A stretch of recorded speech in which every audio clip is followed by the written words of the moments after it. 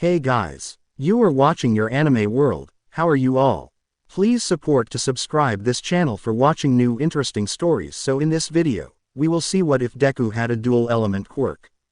Here is short summary. After being alone for millions of years, Chaos Deku decides to have some fun, so he brings over Izuku Midoriya from his universe along with his class, Class 1B, some villains, Eri, Kota, Big 3, and some others to watch different versions of Izuku with him. How will everyone react to this? And what worlds will they see?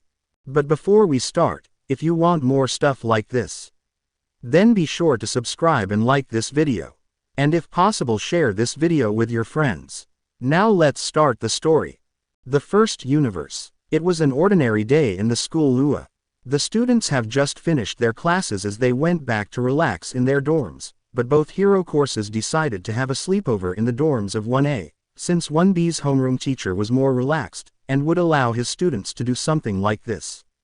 Once they got permission, they went to 1A dorms where they were greeted by their homeroom teacher. Aizawa sighed, "Listen Vlad's problem children, honestly I couldn't care less about what you do. Just keep it down. Tomorrow's a weekend, and I prefer to sleep not stay up because you have a howler monkey that drank a ton of energy drinks." He finished saying the last part as he eyed Monoma, who deflated in Abara's bindings since he tried to stop them only for the religious girl to tie him up and drag him here. Aizawa didn't like the idea, but it wasn't a bad idea to let them blow some steam every once in a while. Kendo said, "Don't worry sir, if he tries anything, I'll knock him out." The nighttime hero looked at her as he said darkly, "I'll take you up for your word, cause if you don't, believe me when I say you'll wish that the love turns into a Nomu after the training I will put you through." His eyes flashed red, as Kendo hugged Setsuna in fear of whatever their rival class teacher was preparing for her if she failed. The man then walked away, as Kendo looked at the blonde boy. "Monoma, I swear if you do anything, I will put you through so much pain that you'll forget your name, got it?" The boy nodded so quickly that his head seemed like it's about to fall off his body. He knew that Kendo meant her threat. Great. She now looked at dorms, as she pushed the doors open saying, "Yaomomo, we're here." They looked and saw that the entire class of 1A was there waiting for them, even Bakugo, though the latter was tied up with Ciro's tapes and was put in an ice cage to prevent him from escaping, with Todoroki fixing it every time it began to melt. Kendo laughed as she asked Momo, "Do the ice prison have room for one more inmate?" She pointed toward Monoma, who was probably refusing to share the same cell with a student of 1A. Momo nodded as she went to the ice prison, opened the ice door, and allowed Abara to throw the blonde boy next to Bakugo, who glared at him, with the other blonde returning it with the same intensity if not more. The night went on as everyone was having fun and talking with each other. Boys were playing video games, girls were talking about their crushes, and all of them played Truth and Dare. The next morning everyone woke up after a good night's sleep only to see that they were in a void of nothing. The first to point out that was Izuku, who said, "Guys, is it only me, or are we only in a void of some sort?" Momo woke up next only to notice this, saying, "I don't think so unless we're having some kind of mass hallucination, but that's not the case since I'm sure that cakes Sato made didn't have Komori's mushrooms in them." The girl, who was mentioned, blushed a little when she remembered an accident where she put some experimental mushrooms into the pizza she was making. Let's say that everyone was thankful that no one without a steel quirk jumped off the third floor. Bakugo, who woke, noticed that he wasn't in tape anymore, jumped up asking, "What the fuck is happening here? What did you do, you shitty extras?" He finished as he pointed his finger toward Class 1B. Monoma, who was out of his bindings, then said, "Why are you accusing us? It's usually you Class A nutcases that attract trouble." A raspy voice then echoed, "Can you be quiet? I'm trying to sleep." Bakugo and Izuku turned to see Shigaraki spread on the ground with a red blanket. Both of them readied themselves for combat, but their quirks didn't activate. "What did you do to my quirk, you bastard?" Bakugo then yelled, demanding an explanation. "Bakugo, calm down so we can understand what's happening," Aizawa said as he tried to use his quirk, but nothing happened. He then looked at the love members who were all present, even All for One was present. That means a being of stronger power brought them here. He looked around and saw all the teachers were there, with All Might being held back by Present Mike and Midnight for attacking All for One. There were also some mothers of his students, some heroes, 7 individuals who he didn't know, some villains, Eri, Kota, the Big Three, Mei, Shinso, Shoto's siblings, and Sir Night-Eye. Wonderful, the dead were coming back, he thought. All for One then looked at All Might, saying to the other teachers, "Let him come here, it's not like I can do much damage. I can't access my quirks." He then looked at All Might, saying, "But don't you want to catch up with your master?" he said as he pointed into a certain direction. All Might then looked and saw Nana Shimura laying down on the ground as she groaned, rubbing her head from the pain, as she asked, "What in the world just happened?" She was quickly tackled by All Might into a hug, who was crying from happiness. "Master, you're alive," the blonde hero cried as the other users of One for All looked in shock at what was happening. The first user looked at his brother, who shrugged, telling him this wasn't his doing. The woman, confused, said in shock, "Huh, I guess I'm alive, aren't I?" "I wouldn't say alive, more like in limbo for the current state." A familiar voice echoed throughout the void. Everyone looked up only to see Midoriya floating in the air. This caused mixed reactions, as they didn't know that Midoriya could do this until Izuku spoke up. "Guys, I'm still down here," he said, but then added, "I think at least." Everyone calm down so I can explain everything. Everyone now looked at the floating Izuku as he said, "For starters, you can call me Discord by my hero name in my world, or what's left of it, that is. See this void that was my universe before it went out." Gasps echoed. Even a foe was shocked that someone managed to destroy the universe. "Don't worry, it happened naturally. I calculate that it will return back about 3 billion years later." "Mr. Discord," Uraraka called out, "can you tell me why you look like Deku?" "All right, my good friend." Discord disappeared before appearing down beside them as he began his explanation. "You see, I am Izuku Midoriya, or at least a version of him. In my world, the entity of chaos tried to possess me to try and escape his punishment, but he failed and I managed to take his powers. I was thought to be quirkless till I was 15, to which I did something that activated my powers. All Might was there, and offered me his power, and before you ask, a brief history of AFO and AFA was transferred into everyone's head." "Good. Save your questions for later, and for someone who actually cares, I refused because the previous Chaos Spirit warned me that I would die." Discord went on to explain what happened in his world, from his training to his time in Ua, his marriage with his world's version of Pony, the war with Love, and finally the end of the universe. Mina was the first to break from her shock as she looked at Pony, who was blushing like crazy, and she said, "Damn Pony, I didn't know you have in you, girl, to actually marry the cinnamon roll of our class. It must have been an experience." The horse girl began to mumble something in English, but was shocked when Abara whacked her, saying, "Language." The girl was shocked that the Vine girl actually understood her, given that English was her worst subject, but then Discord said, "Yeah, in here I made it so that everyone gets to understand everyone." The girl blushed as her friend understood what she said. Nezu looked at the Chaos user. Before asking the entity that brought them here, young Midoriya, he stopped for a moment, remembering that Izuku is older than a foe, so he restarted, "Mr. Discord, do you care to explain why you brought us here?" The entity appeared before him, and said, "Why does anyone do anything?" He then took a dramatic pose, sheer absolute boredom. Juro then said, "You seriously brought us here because you're bored?" "Yes," he started, "but believe me, you'll have a blast because today you'll be granted the experience of traveling through the Dekuverse." All the individuals were shocked that they will be watching different versions of their friend. It was Eri who was brave, and stood up asking, "Does that mean I will see different versions of Mr. Deku Save Me?" The being nodded his head as he gave Eri a candy apple along with Kota. Aizawa then said, "Dekuverse, like, do you mean you will show us different versions of Problem Child?" He looked at Discord, who nodded his head.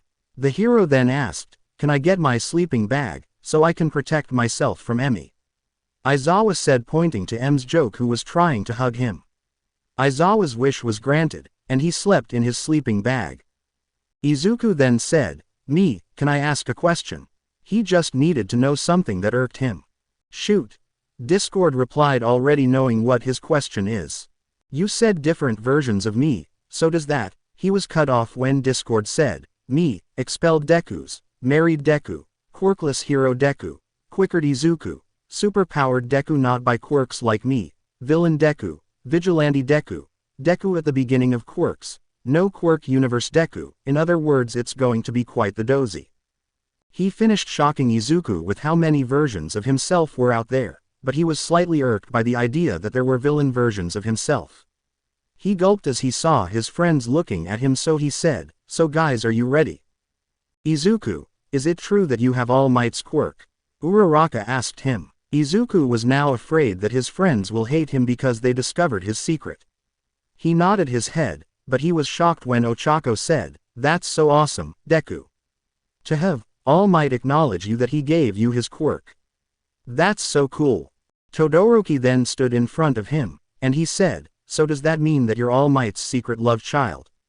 This caused a huge silence to float as Shoto's mom slapped her forehead, while Dabi was laughing his head off with Shoto's siblings. Izuku's sweat dropped. "No, he gave me his quirk. He didn't marry my mom." Before anyone can say anything, Discord then said, "Alright, I know all of you want to say how manly Izuku is, how cool he is to have All Might give him his quirk, but you have to know that everything that happens here will be forgotten, so it doesn't cause disturbance to the stream of time." This made Tokiyami say, "Revelry in the Dark." Discord looked at him, and said, "Nice song, but stop referencing it for everything, or I swear I will pop a world where you're a girl, and you're in a relationship." This made the raven-headed boy's feathers ruffle his equivalent of blushing. "Alright, now that everything is taken care of, shall we put this show on the road?" Discord asked. A screen then appeared as Discord said, "Let the roulette begin." He said as the screen showed the names of different worlds appear on it, but finally, it landed on one, expelled Izuku. Aizawa cringed as he said, "I have a seriously bad feeling about this." After the explanation of AFO and AFA was transported for him, he felt like an absolute douchebag for the way he treated his student during the quirk apprehension test, and by the name of this world it means that Izuku's finger trick didn't impress that version of himself. He only hoped that Shota let him down easily and didn't berate him too much. Discord then said, "Get ready, here it begins." The world suddenly changed and it was now on the field where Aizawa made his test. All 1A students shivered remembering this day, causing it was the scariest moment of their lives, and now Momo was afraid as she knew from this world that Aizawa was serious about the whole expelling thing. It showed the usual thing that happened with 1A, Bakugo throwing the ball, Mina saying it is fun, the tests, and finally Izuku's ball throw. Izuku stood there clutching his finger, as he said with a victorious smile, "Sensei, I'm still standing." The boy had tears in his eyes. Was it out of fear, or happiness? Aizawa couldn't tell, but he knew one thing. The boy failed the objective he gave him, which was to control his quirk without hurting himself. What a waste of a good quirk. Why are smiling as if you've made the find of the century? He said to Izuku, making the smile drop. "I asked you to show me that you can control your quirk, but you only showed me that you can limit the damage. Did you honestly think that this will save?" Aizawa slapped his forehead as he said, "If you want to expel him then do it. No need to belittle him, and destroy him." Vlad then said, "Yeah, I kinda agree that this is taking it over the top. And this is the reason I read my students' files before I enter the classroom. Tell me, is it a waste now?" The blood hero said with a smirk at the nighttime hero, who groaned knowing that he will have to change his ways to avoid things like these in the future. Discord made a note to put this into Aizawa's head to change his methods later on. "But, I'm still standing." Izuku was cut off by Aizawa's scarf wrapping around him, "So what? Tell me, can you redo the rest of the exams now?"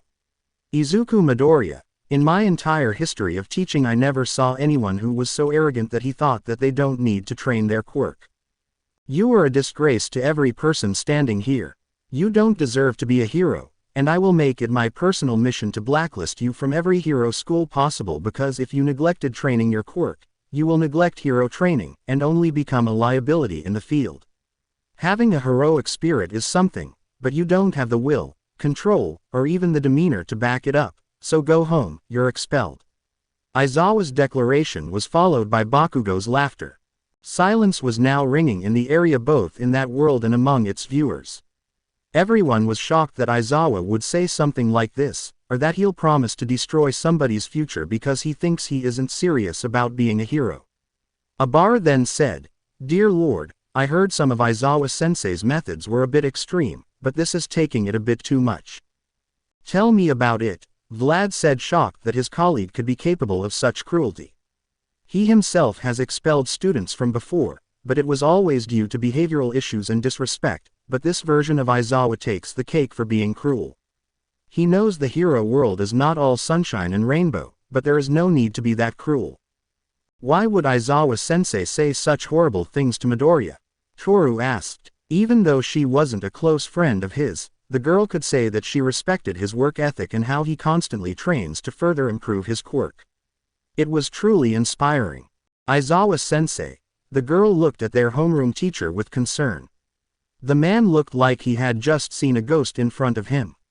She was sure after learning the truth about Izuku's power, that her teacher must feel horrible for not letting him explain. The man in question had his eyes wide as he looked at that version of himself, not believing the amount of hatred and malice that dripped with every word he spoke. He finally spoke up. "How illogical of that version of me." "So, you also see it?" Discord asked to see the man nod his head from his sleeping bag. Eri then said, "What are talking about, Mr. Deku?" "Well, you see, Eri," Discord began to speak, "Aizawa really dislikes All Might, and when I say dislike him I mean really dislikes. So that world, Aizawa saw that myself have a similar power to All Might, and he allowed himself to project all his hatred on him." He then stopped for a moment before adding, "This one did the same, but he was able to control it, and not allow it to cloud his judgment." A foe then raised his hand, and got his answer before he asked his question. "No, he didn't join you guys, but you'll see other worlds where you got Alpha in a very easy way." The man smiled, but All Might shivered with the previous users of Alpha and Izuku knowing that there are worlds where a foe have Alpha. Izuku then looked at his teacher who had a face of guilt, so he went to him, and said, "It's not your fault, Aizawa-sensei. You couldn't have known about this." The man smiles at his student, before looking back at the scene. Izuku looked at the man with pain in his eyes as he tried to say something, but he couldn't. Aizawa then said, "Well, you heard me. Beat it. I have other tests to finish." On the side of the field, All Might was clutching the wall so tightly, that it almost broke from the pressure. The man was past his patience point. He was now ready to go and Texas smash that person to Saturn's rings for the way he was treating his successor. To think that a teacher would bow so low, make it his personal mission to blacklist him. That won't happen unless I have something to say about it, All Might thought. He was about to go and confront them, but a voice spoke up in Izuku's defense. "You can't expel him. He's a true hero." Aizawa, All Might, Izuku, and the other students all looked at Ochako. Mina and Toru smiled as they said, well, it seems even in there you seem to have a crush on Midori." The gravity girl then began to float in embarrassment as she saw that version of herself put everything on the line for her friend with her friends teasing her. The other girls then began to tease her till Discord said, "I don't know what you're teasing her about. I mean there are many worlds where every one of you is either a couple with him, or are married to him and have children from him, even female version of some of the males. I mean during my time I saw a little of female Todoroki, Bakugo, and even Kirishima married to him." Said boys all blushed with Bakugo growling like an animal waiting to be released. They all turned back to the scene to what else happened. Aizawa smiles darkly at Ochako as he asks, "And oh please, do tell me why I can't expel him." The girl shivered under the man's gaze, but steeled herself as she said, "Because he's a true hero. He risked his life to save me when nobody did." This caused Iida to clutch his fist, remembering how he ran away that day. "If it wasn't from him that day, I would have been horribly injured for life or dead at worst. But he has no control." The teacher was shocked when the girl cut him off, "And that's why we are here to learn how to control our quirks. You're just making excuses to expel him, and I won't stand for it." The teacher, having enough of this, said, "Uraraka, do you want me to expel you?" The girl then said, "No, don't." Everyone, except the villains, was shocked at how Ochako backed down quickly, but Discord then said, "Don't count your chickens yet. You need to be patient. Continue watching and then judge. Everyone nodded their heads and continued to watch to see what Discord was talking about. Ochako then continued saying, because there's no need for it. I'm going to leave UA. All the hero students were shocked at how Ochako quit UA just for someone she believed in. Izuku himself looked at the scene with guilt as he felt that he was responsible in that world for the destruction of his friend's dreams. Ochako saw this and quickly went to his side and held his hand saying, "Don't think about it, Deku. That version of myself made her choices for the thing she believes in, so this isn't your fault. Don't go blaming yourself." The boy could only nod as he blushed from the hand contact. It was then that Iida stepped in saying, "Uraraka, I understand what happened, but don't anything rash." He was cut off by the girl. "Iida, my parents always told me to do what I think is right. So today, I'm going to stick with my gut and do what it tells me is right." The boy shocked stepped back as he said, "I just hope you are doing the right thing." Iida was shocked at her statement. Deep down, he knew she was right. No one was supposed to go through this public hazing. It was like their teacher had it for Midoriya from the start. Now that he thinks about it, it seemed that Izuku's scores will seriously low, even lower than some of the students who were less fit than he was. Ochako then stalked forward grabbing Izuku's hand, and said, "Come on, Deku. Let's go. We have hero schools to sign in them." She then dragged him away, leaving a very confused Aizawa wondering how this happened for a moment before shrugging and saying, "Anyone else wants to humor her craziness?" When no one answered, he said, "Good.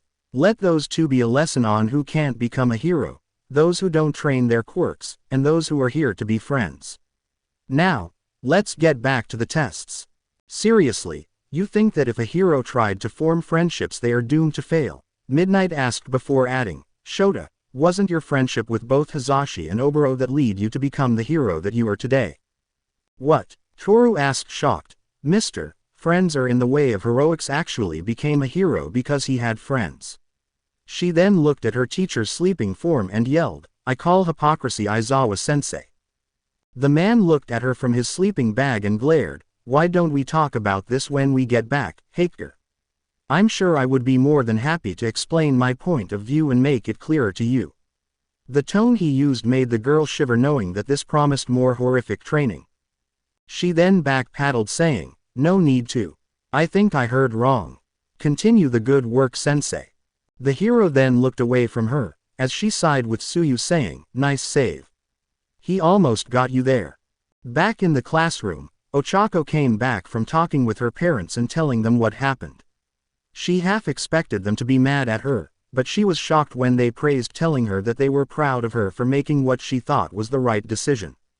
Plus, they told her that UA has a refund policy for students who were expelled or withdraw, so no harm was done. Ochako's father then said, "Damn right, I would be proud of her for following her own sense of justice. This means that she's going to be a great hero." The girl could only hug her father in happiness. Ochako sat in front of Izuku, who was slowly putting his stuff in his bag after returning from Recovery Girl's office. She looked at him and smiled saying, "Deku, please don't look sad. I'm sure that any hero school out there would want you." The boy looked at her and asked, "Why? What do you mean why? Why did you do this? Why did you throw your dream away for me?" The boy shouted, shocking her, "He's right, you know. In my entire life, I was nothing but a worthless waste of space. And now that I have a quirk, I am still that same worthless nobody that can't save anyone's life even if it depended on it. So why did you sacrifice everything for someone so worthless?" The boy was caught off when he felt something slap his cheek. Shigaraki then cringed as he said, "Ouch, that's definitely gonna hurt in the morning."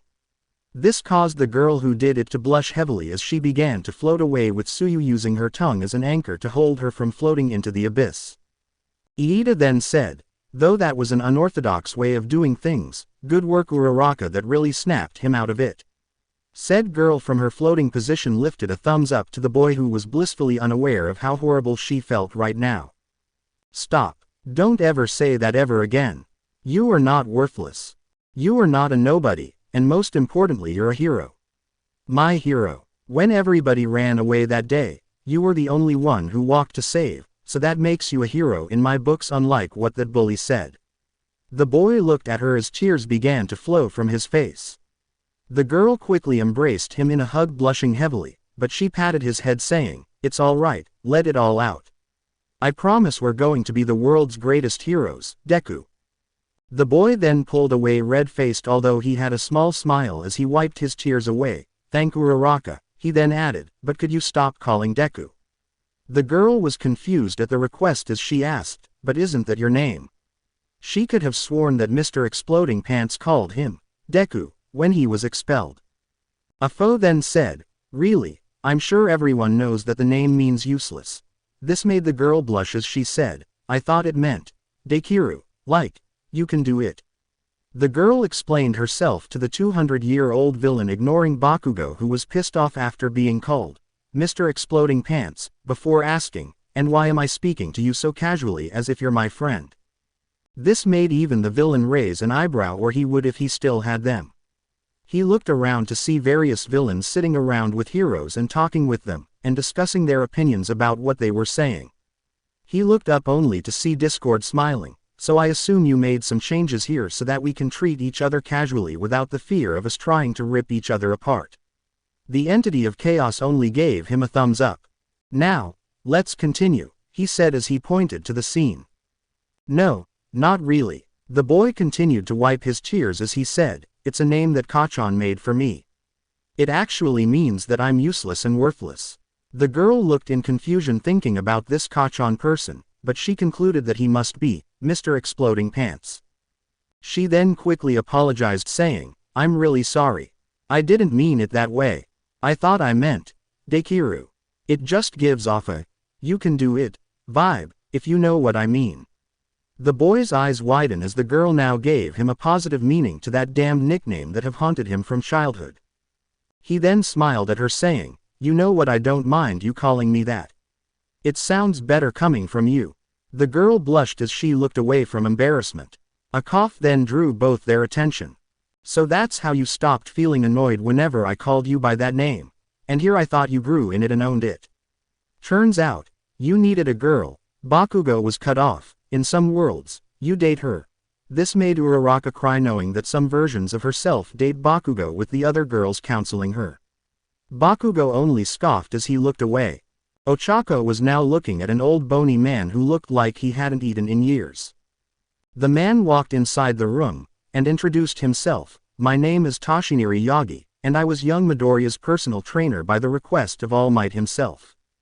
The girl was shocked by the fact that All Might himself supervised Izuku's training, while the boy was shocked that he learned All Might's real name. "My employer saw what happened earlier, and he was truly disgusted by the way Eraserhead acted. His behavior was neither that of a hero or a teacher. He tried to change Aizawa's decision, but alas, there are things even the number one hero can't do," he said, making Uraraka sad. But he carried on. "But he was impressed by your spirit, young Uraraka, and how you stood up for what you thought was right, so he told me to send both of you an offer." This made the girl giddy with joy as both she and Izuku nodded their heads before Toshinori explained his offer. The girl then scratched her head, saying, "I wonder what the offer might be."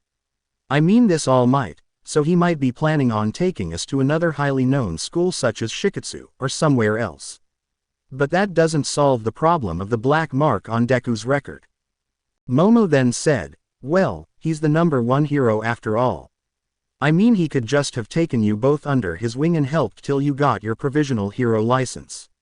I mean, it's not the first time a hero was a sidekick without having any formal education." This made both Izuku and Ochako sparkle in happiness, since being All Might's sidekicks sounded like the coolest thing ever. Aizawa then looked at a smiling All Might, and said, "I blame you for the eventual death of Izuku and Ochako of that world if you do decide and take them under your wing given your state. I don't agree with the actions of my alternate self, however, taking them under your wing is an idea that's 10 times even worse than what I did." All Might wanted to scoff, but Aizawa was right. In his state, if that version of himself took them under his wing, they would have ended up dead or worse.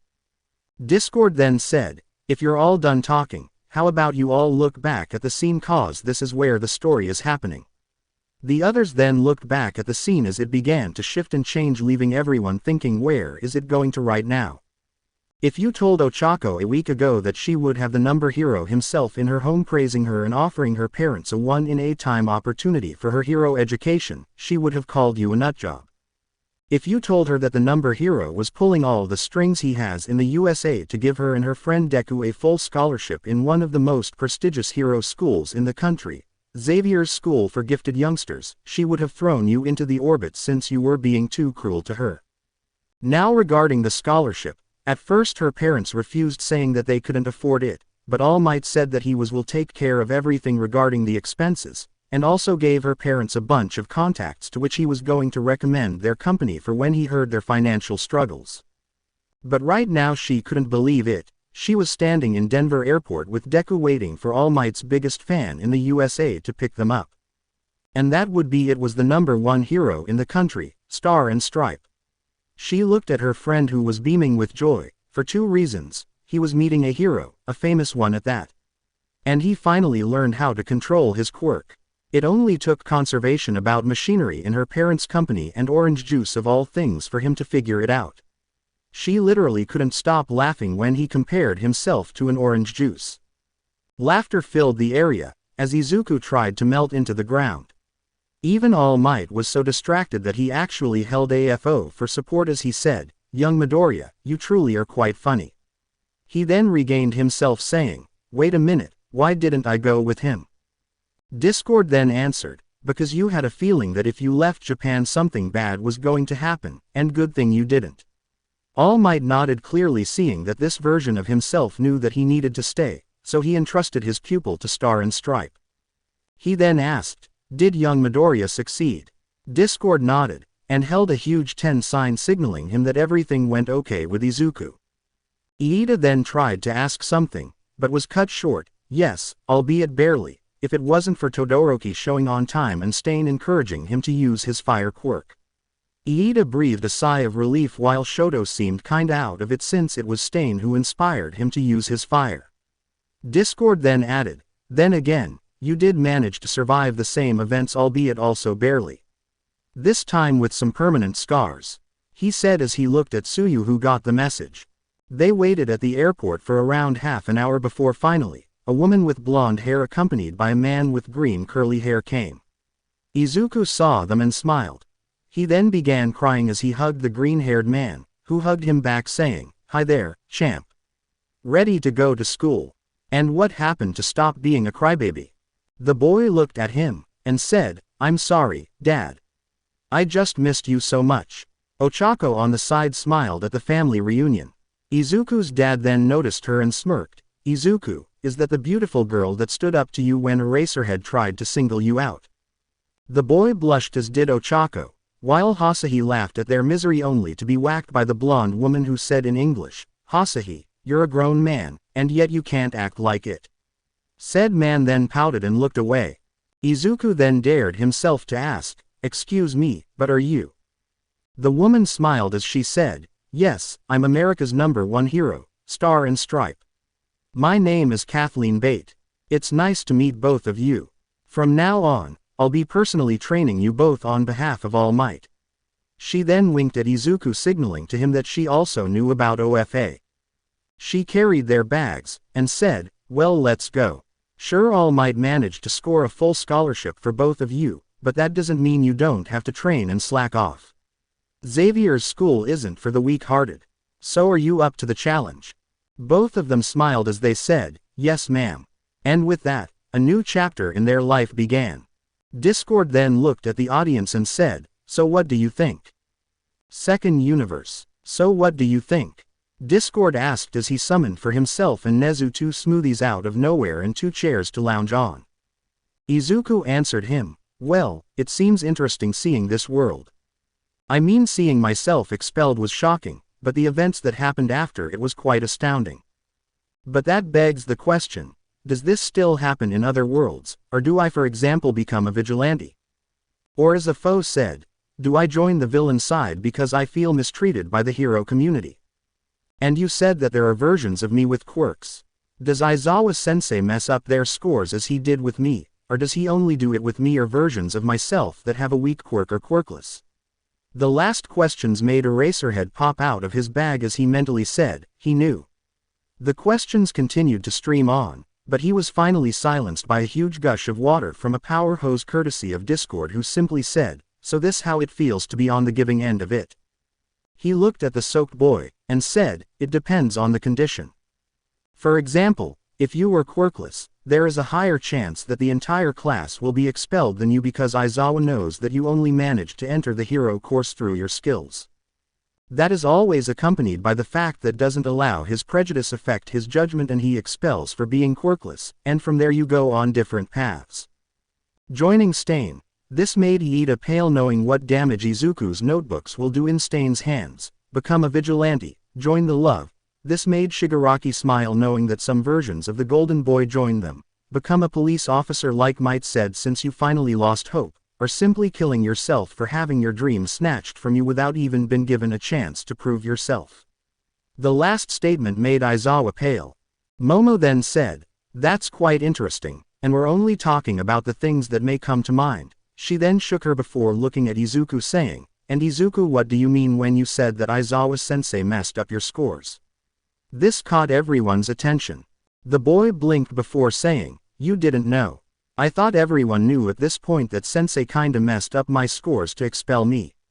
I am and still am more fit than Mineta, Jiro, Kaminari, and Haker, so it was odd that I scored lower than them."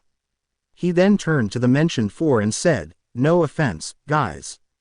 They simply waved their hands, agreeing with him that he was more fit than they were, also wondering how he got last in the test.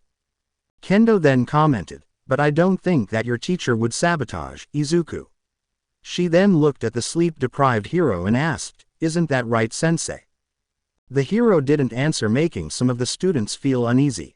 He finally looked at Izuku. "If you knew that I was sabotaging you." This made Kendo's eyes go wide, along with everyone else, with Shigaraki chuckling and saying something about how heroes are corrupted. "Why didn't you say anything?" "Easy. What would have that done?" Izuku replied before adding, "I mean, my entire life my teachers were always signaling me out. The moment you started giving subtle looks of anger, and how I got 7.12 on the running test, though I passed only after a couple of moments after Kachan really gave you out. The thing that really exposed it was the grip strength test, since I found mine was impossibly hard, but when I carried the one Shoji and a couple of others used, they were easier. From that moment on, I knew I was targeted. The only reason I was shocked when you stopped from the ball throw was that I thought I lost my chance at keeping my spot." Aizawa could only look in shame as his student explained how he was onto him from the beginning. An awkward silence filled the air, mixed with the silent laughter of villains on how heroes were ready to destroy each other. Shigaraki then said, "You know something, it's weird you joined the hero side after everything you went through being quirkless. What a waste of potential." Izuku wanted to reply but stopped, knowing that arguing with the insane decay user would result in nothing but a strong headache.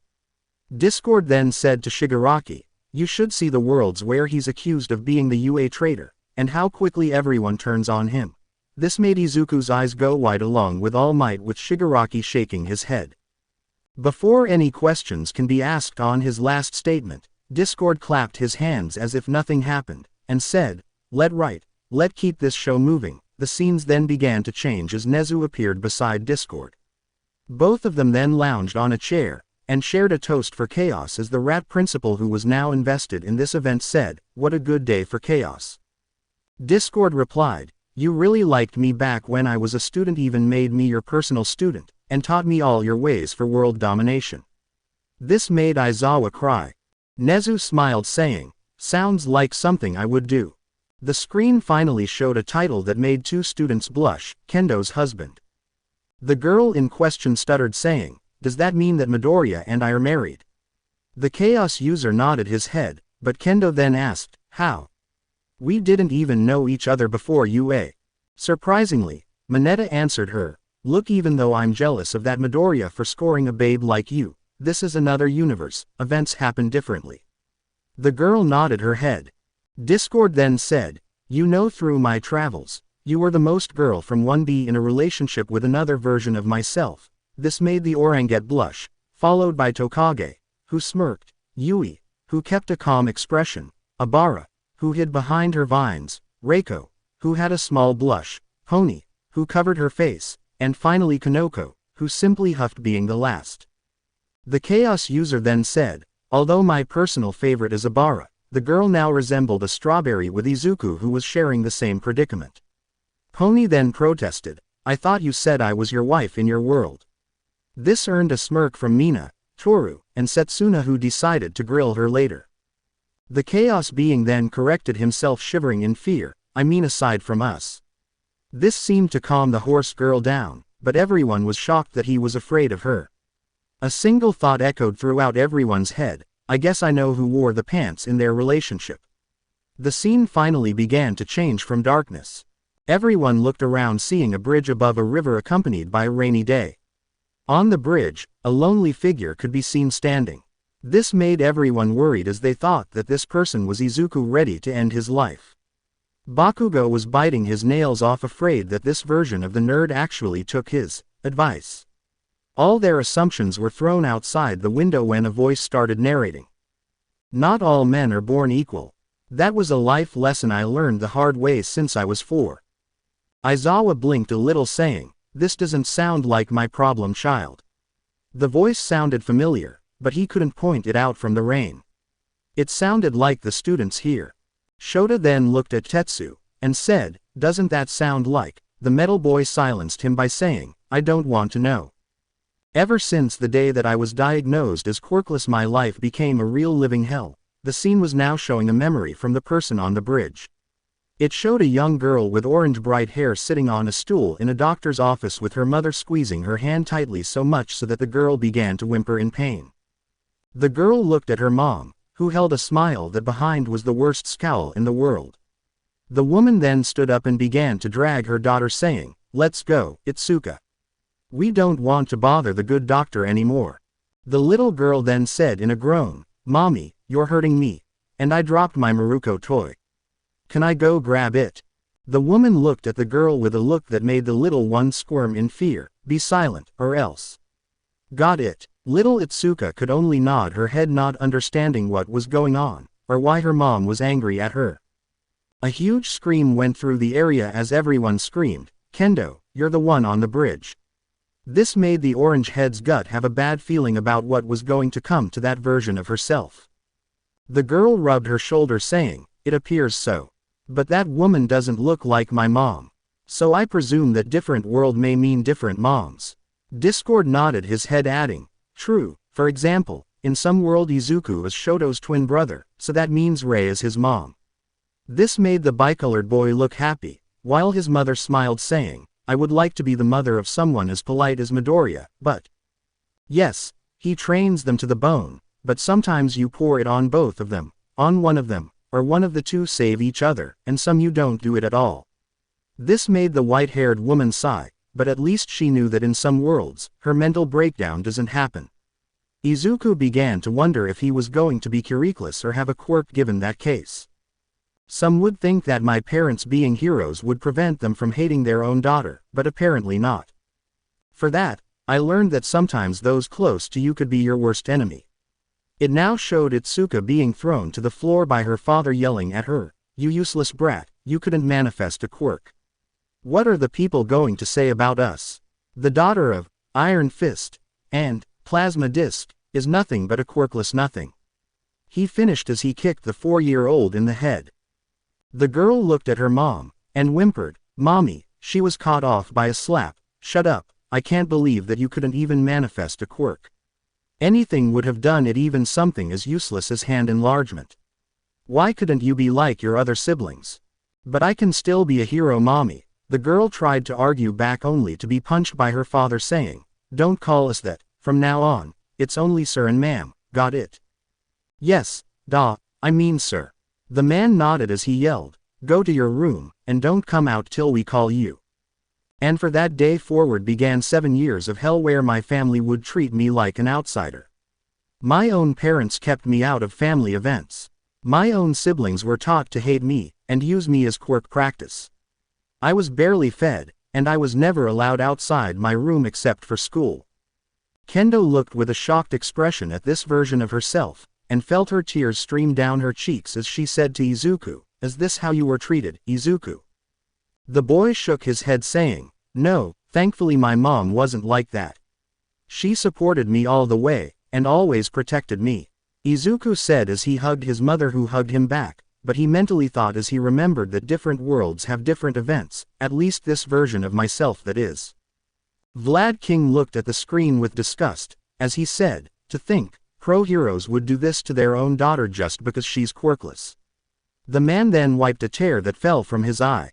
Afo smiled as he hoped that this quirkless girl fell into his hand, but for the title, he knows she was saved. "You would that my best friends in the world would support me in my time of need, but I was sadly mistaken. The moment I told them I was quirkless, they both turned against me. For that I learned never to trust anyone too quickly." It now showed a scene where Itsuka was with two other girls. One had black hair tied in a ponytail, and the other had wavy green hair. The girls looked at her as she said with tears in her eyes, "I'm quirkless, and my parents hate me." She then wiped her tears as she declared loudly, "But I'll make them love me again when I become a hero." The two girls looked at each other as if they were having a silent conversation, and Setsuna said, "And how are you planning on doing that? You're nothing but a quirkless freak." The orange head seemed betrayed as she said, She right, Kendo. You can't be a hero." Momo said as Itsuka tried to reply saying, "But I can try." Setsuna then cut her off saying, "But you won't. Do you know why? Because you're a quirkless freak." The two girls then began to circle her saying, "Itsuka's a quirkless freak." And from that day forward, those two made it their life mission to always make my life as painful as possible. They used to hit me, steal my lunch if I had any, ruin my homework, and turn their quirks on me. Both Momo and Setsuna looked with shocked faces knowing that in this world they were Kendo's bullies.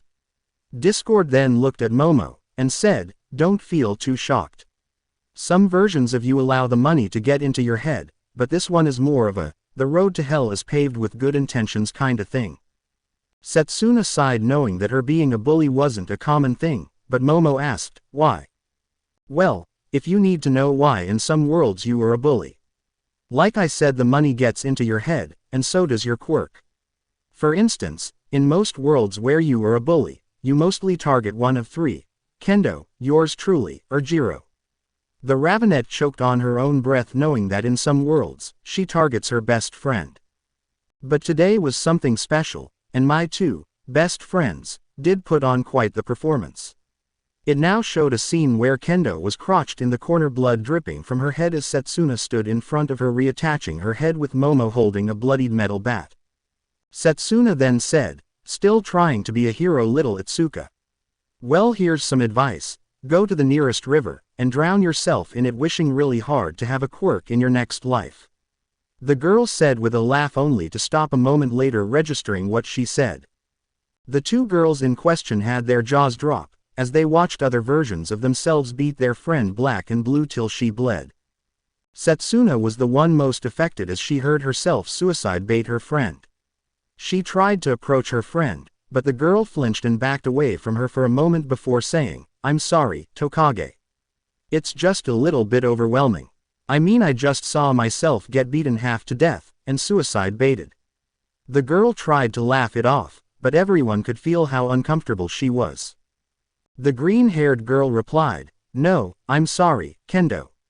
That version of myself just said something so horrible, and it's right for you to feel a little bit unnerved after that." The orange-haired girl smiled at her friend as she hugged her, and then looked at Momo who had tears and hugged her too. The scene now returned to the bridge, as Itsuka stood in front of the railings looking into the water below. She then said, "Only one step and all my pain will be gone." One of them yelled, "No, don't do it." Her friends held her hands and basically smothered her as if she was the one who was about to throw herself off a bridge right now.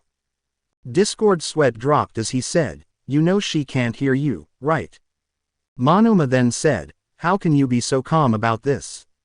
I mean, she must have been your friend in your world too." The being replied, "When you see different versions of yourself killing themselves, you become quite strong and disinfected against these sort of things." This caused the boy's mouth to be clamped shut, knowing that this person must have seen some really disturbing stuff.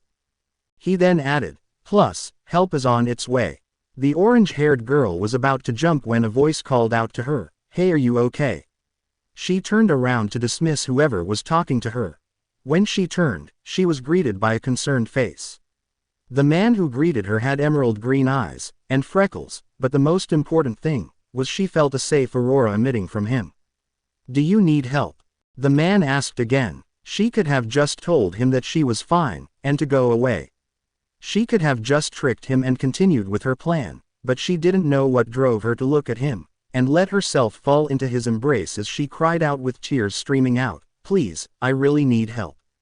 And on that day, I've learned that good people haven't died yet and that there's always a light at the end of the tunnel. Everyone breathed a sigh of relief as Yui said, "Thank God, Izu came to marry her."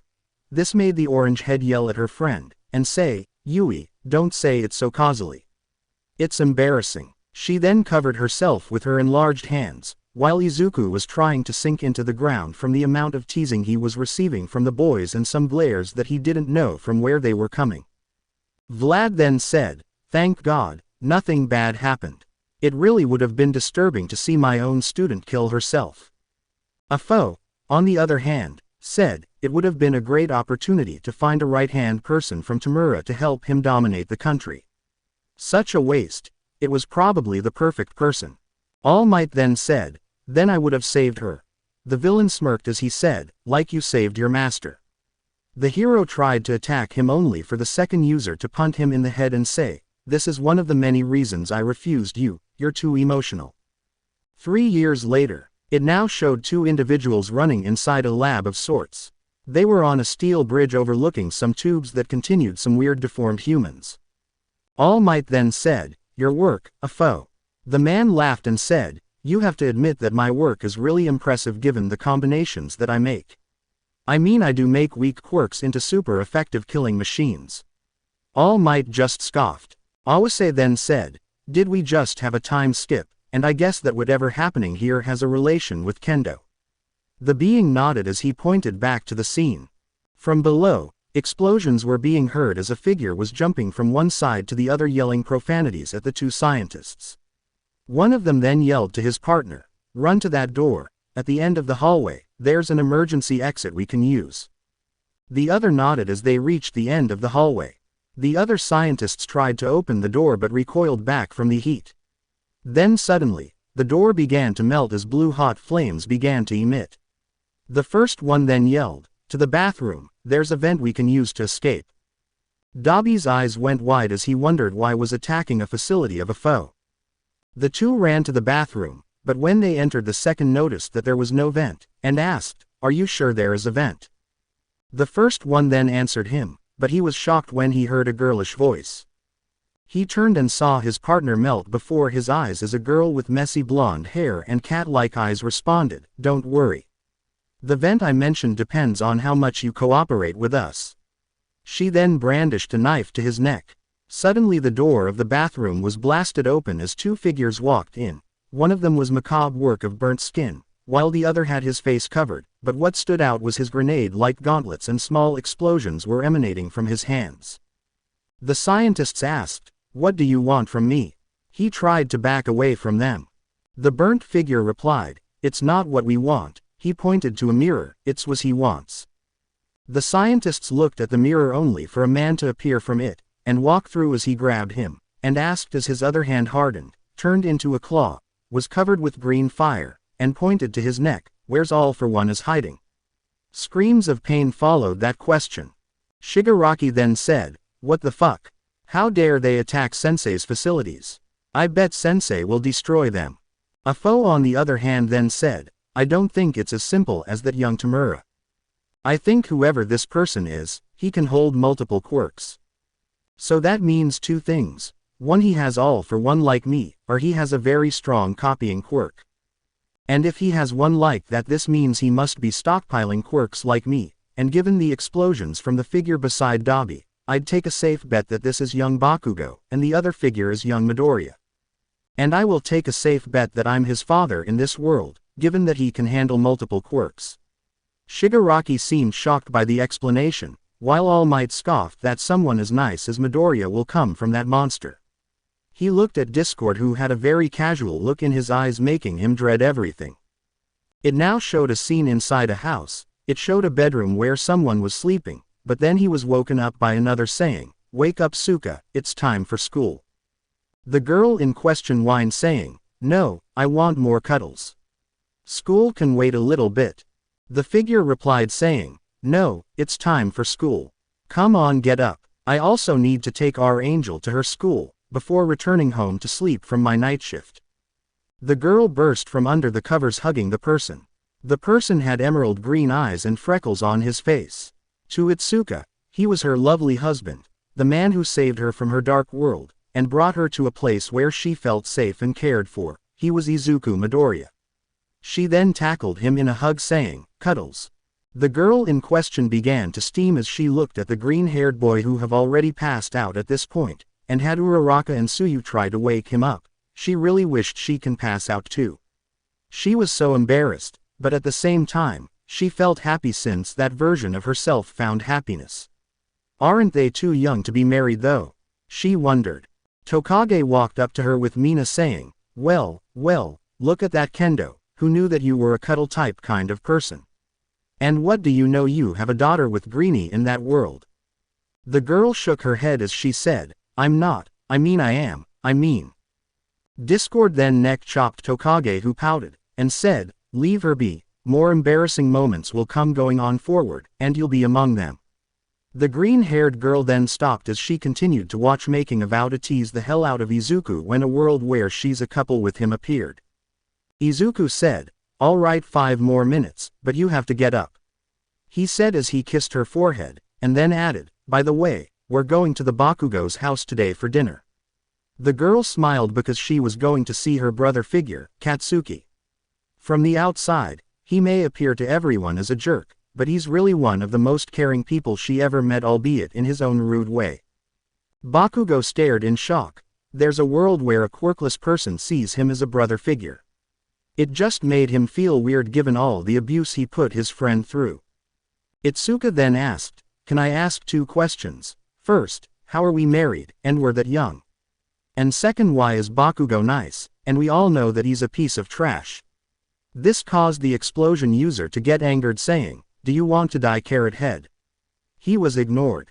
Discord answered her, "Well, for one, in that world quirkless people are legally adults by the age of 11, so both you and Izuku are adults, so you can be married, but Izuku's case is complicated a little bit. As for Bakugo, he has his own reasons. And why are quirkless people adults in that world? Is it to give them special rights given that they're really disenfranchised?"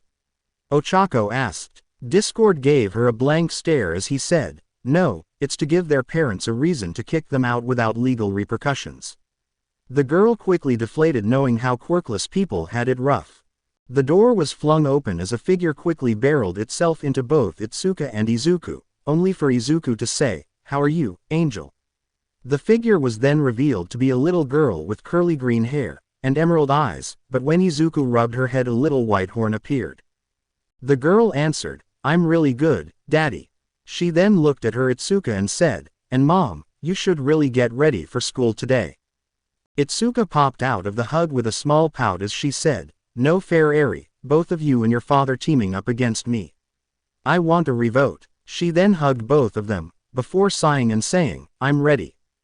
Back with the audience, Eri innocently looked at both Kendo and Izuku, and asked them, "Does that mean you're both my new mommy and daddy?" The 2 teens fidgeted as they tried to weasel their way from answering that question. One wrong move and it could make the girl extremely depressed. Finally, Kendo gave in, saying, "Yes, sweetie, that makes us your mommy and daddy." The little girl then grabbed both their hands, and smiled, saying, "Can you 2 hug each other like those 2?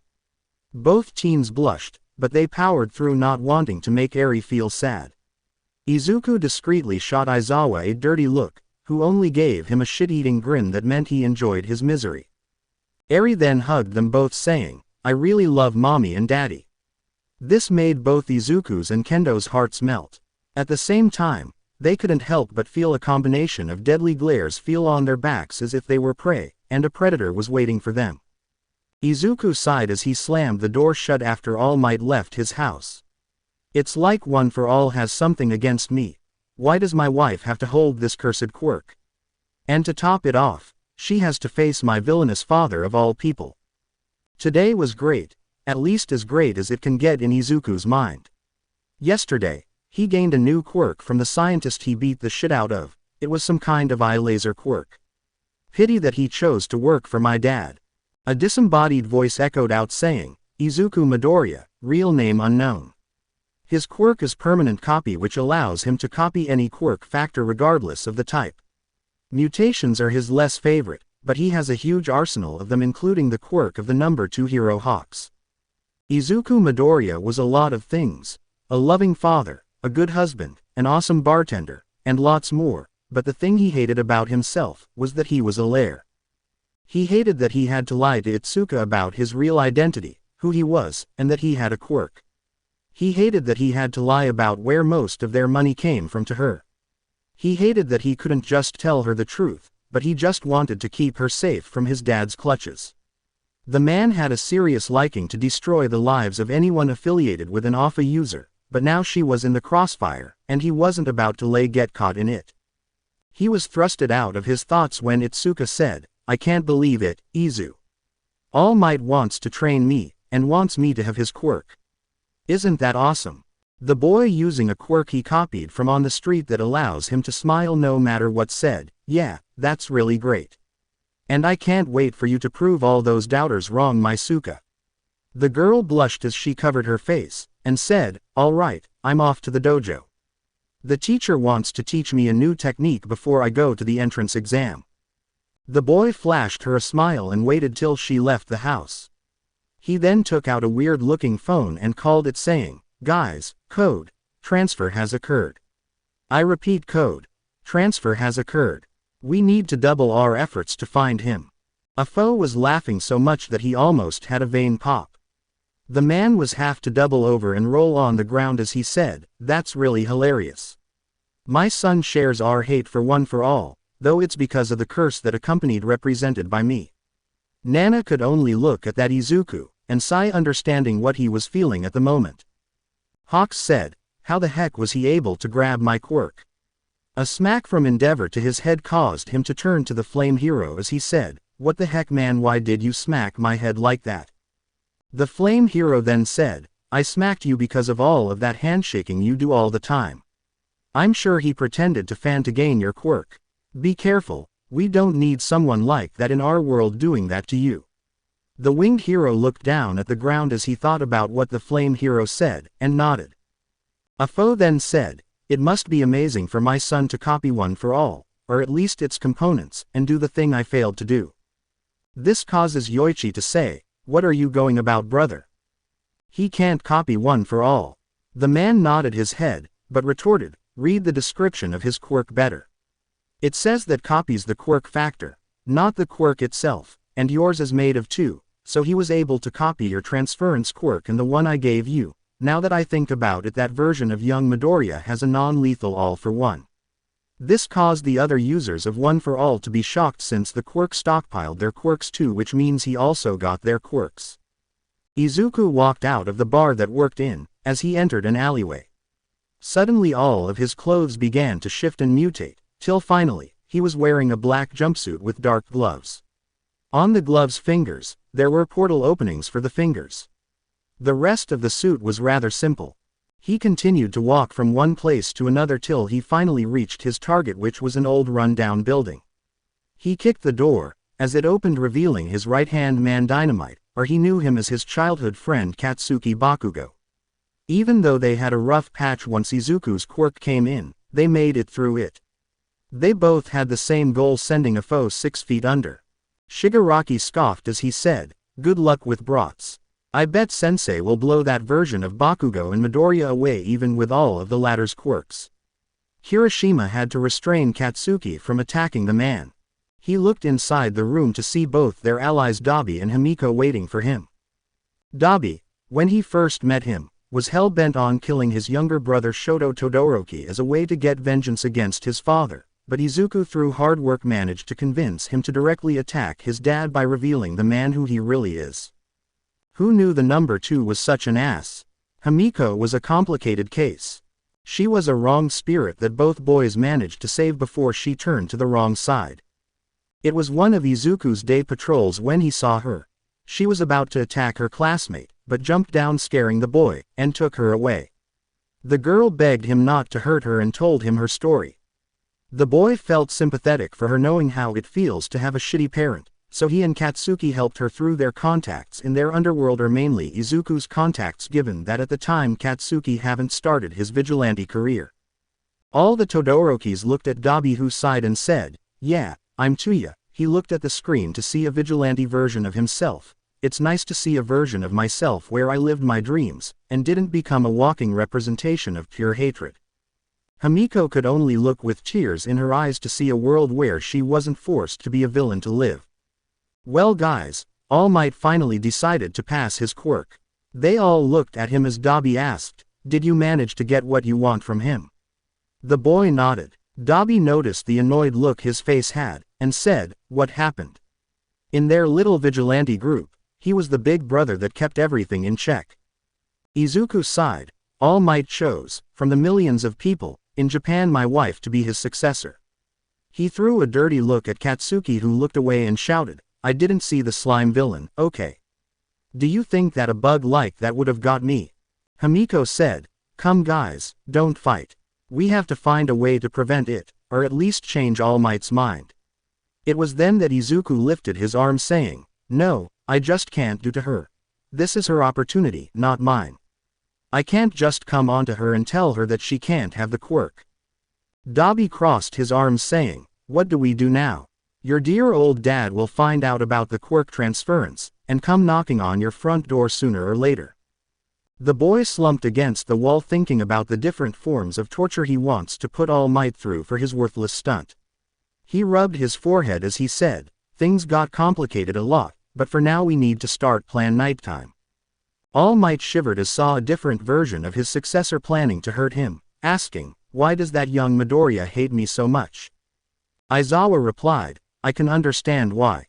He rather hates you for your move giving his wife your quirk that comes with its own arch-nemesis, who by the way is his father, as a bonus feature. Honestly, I was shocked how kept a calm face when you walked into his house telling him about the quirk he hated so much, and didn't try to kick you. I know I would, anyone would. I think he wanted this version of Kendo to become a quirkless hero, so she could a symbol of hope." Izuku wondered out loud from his embrace with Kendo and Eri, "I wonder what that nighttime operation is." Discord then said, "All right, that's enough for now. Let's see your opinions on what you saw." The third universe. Discord looked at everyone, waiting for them to give their opinions on the world that they just witnessed. Surprisingly, AFO spoke first. "I admit the concept of this universe is quite alluring. The son rebelled against his father and tried to defeat him only for one of his loved ones to carry out that mission without knowing it. It reminds me of a manga story that I once read." This caused Yoichi to groan in annoyance. The man chuckled as he said, "Is there a problem, brother?" The younger Shigaraki just said, "I should have never introduced you to the Demon King manga.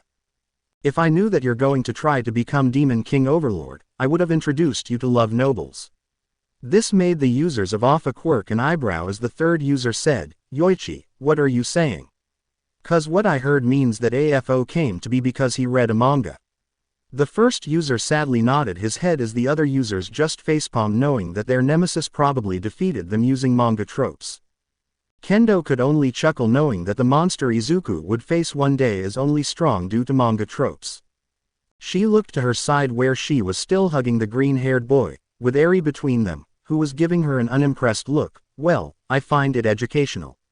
I mean, it opened my eyes to how the world is truly unfair, and made me strive to become even a better hero. And All Might," she looked at the blonde hero, "it would be an honor to be your successor."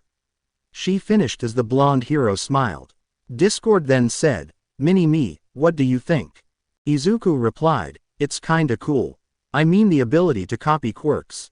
I can imagine a super move using Hawks and Ryuku's quirks with a fire, something like Rin's quirk, and a porcupine quirk, and some steel nails." The boy continued to carry on till Eri flicked him on the nose, saying, "Daddy, you're muttering."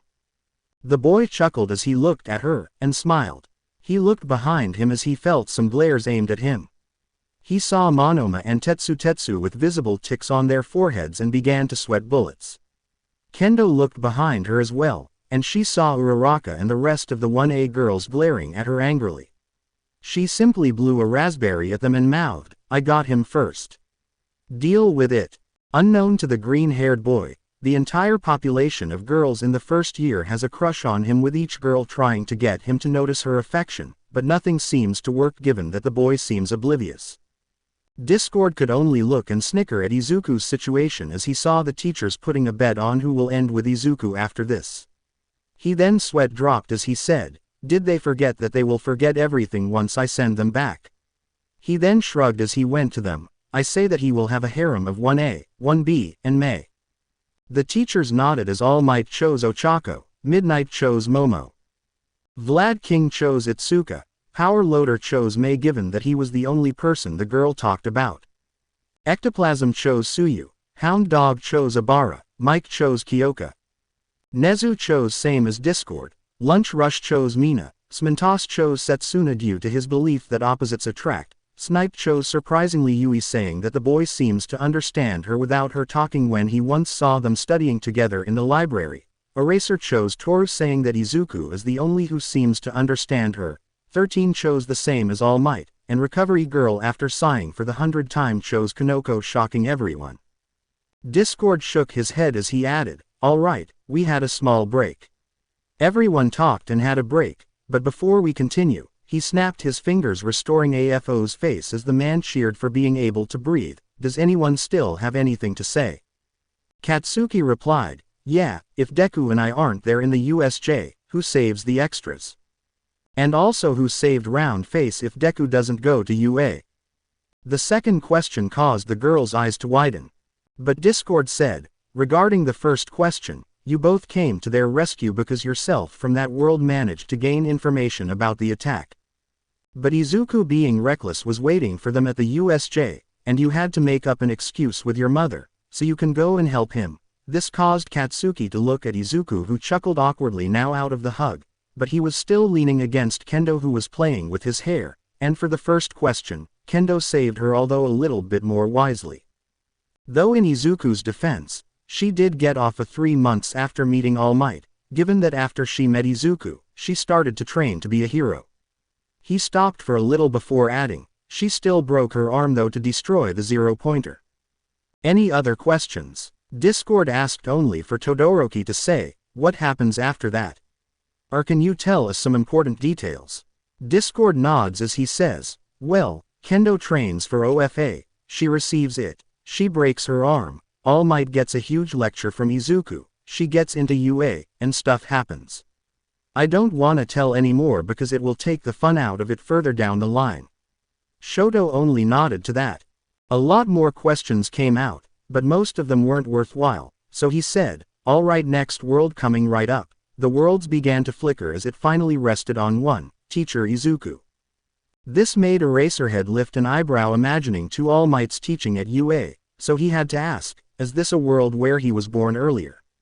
Discord shook his head causing the man to wonder how he became a teacher if he wasn't born earlier, but he knew he will understand soon, so he didn't push it any further. The scene shifted to inside Nezu's office where a smiling Nezu was seen along with a small man wearing a yellow suit with a baffled-looking Izuku and All Might.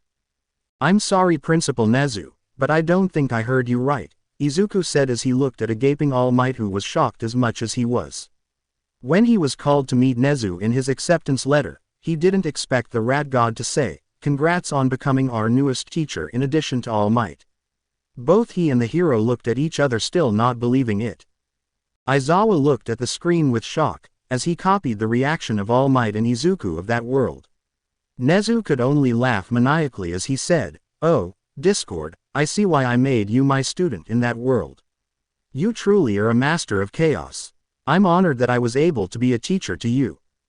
Aizawa asked, "How in the hell did that happen? Problem Child wasn't able to control his power, so how will he be able to teach a class?"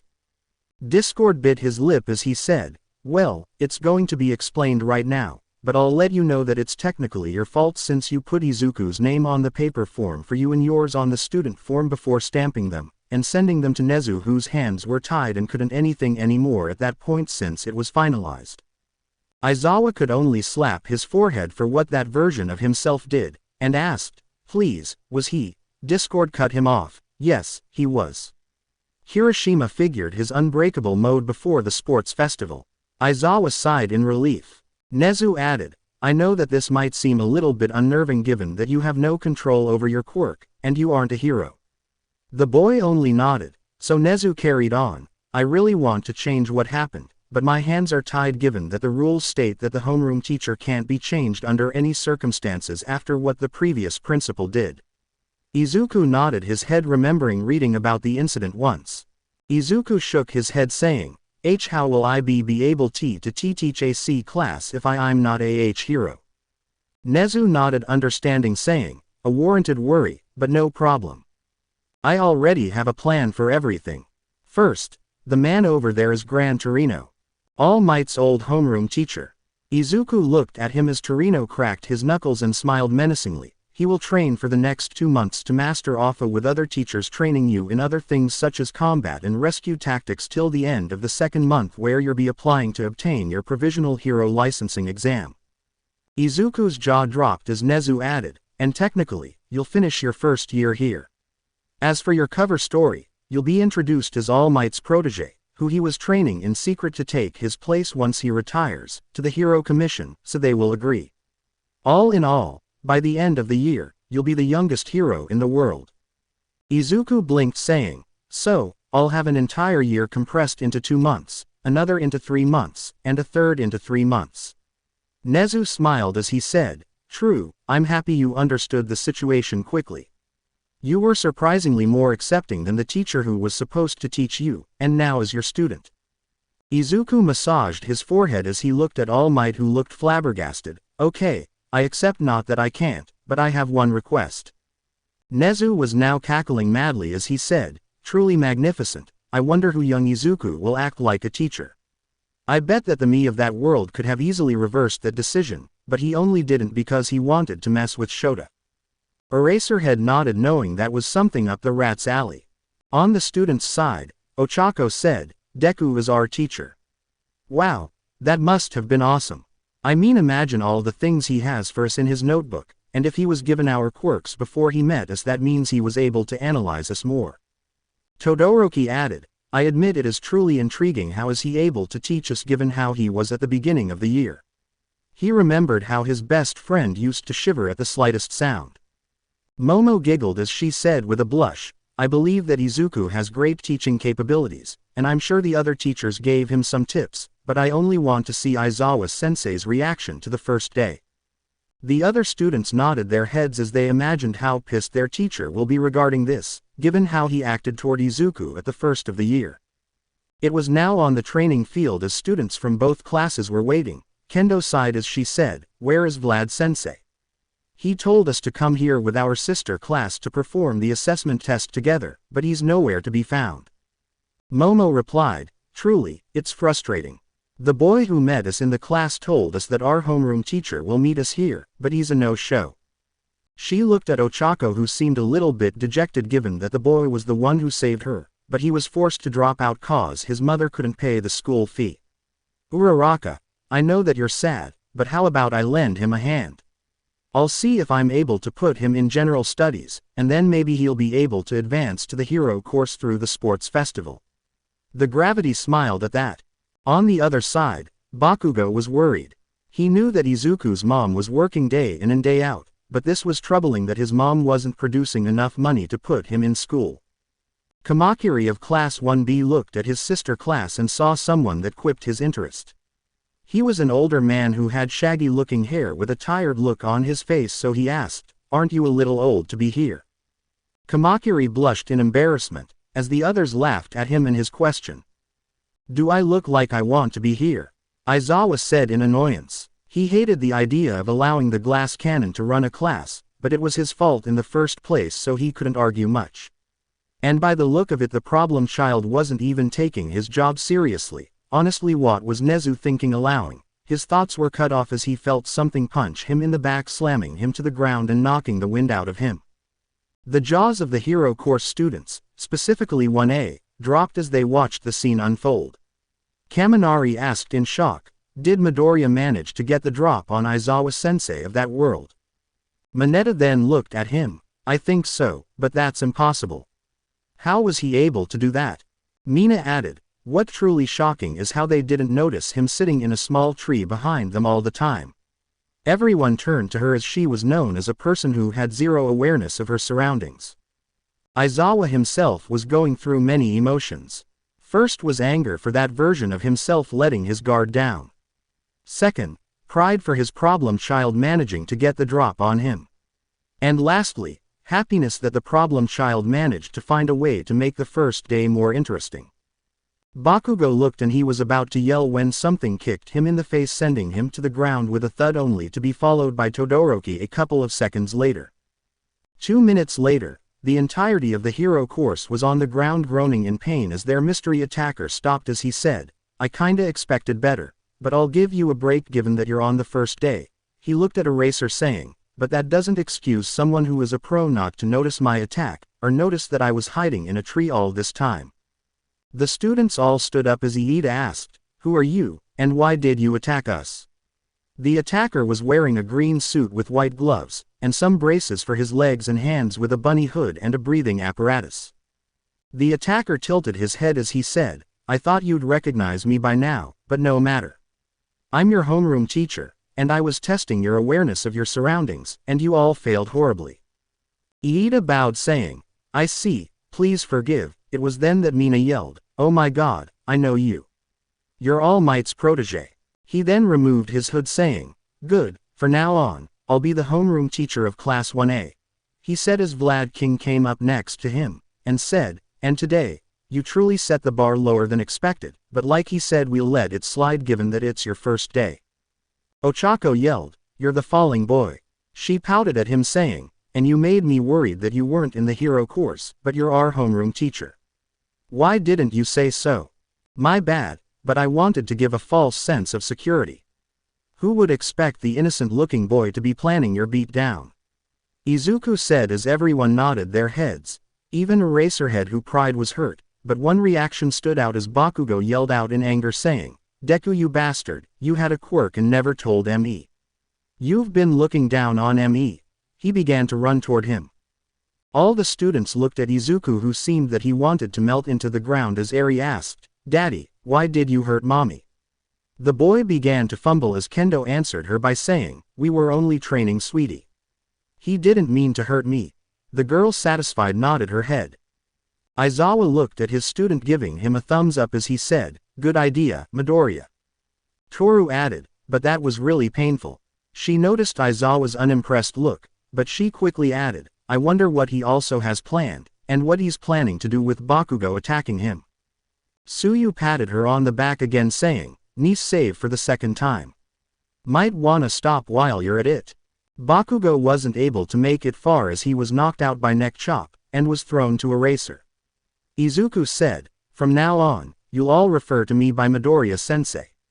And like Ashido said, I'm All Might's personal protege, better known as Jade Phoenix."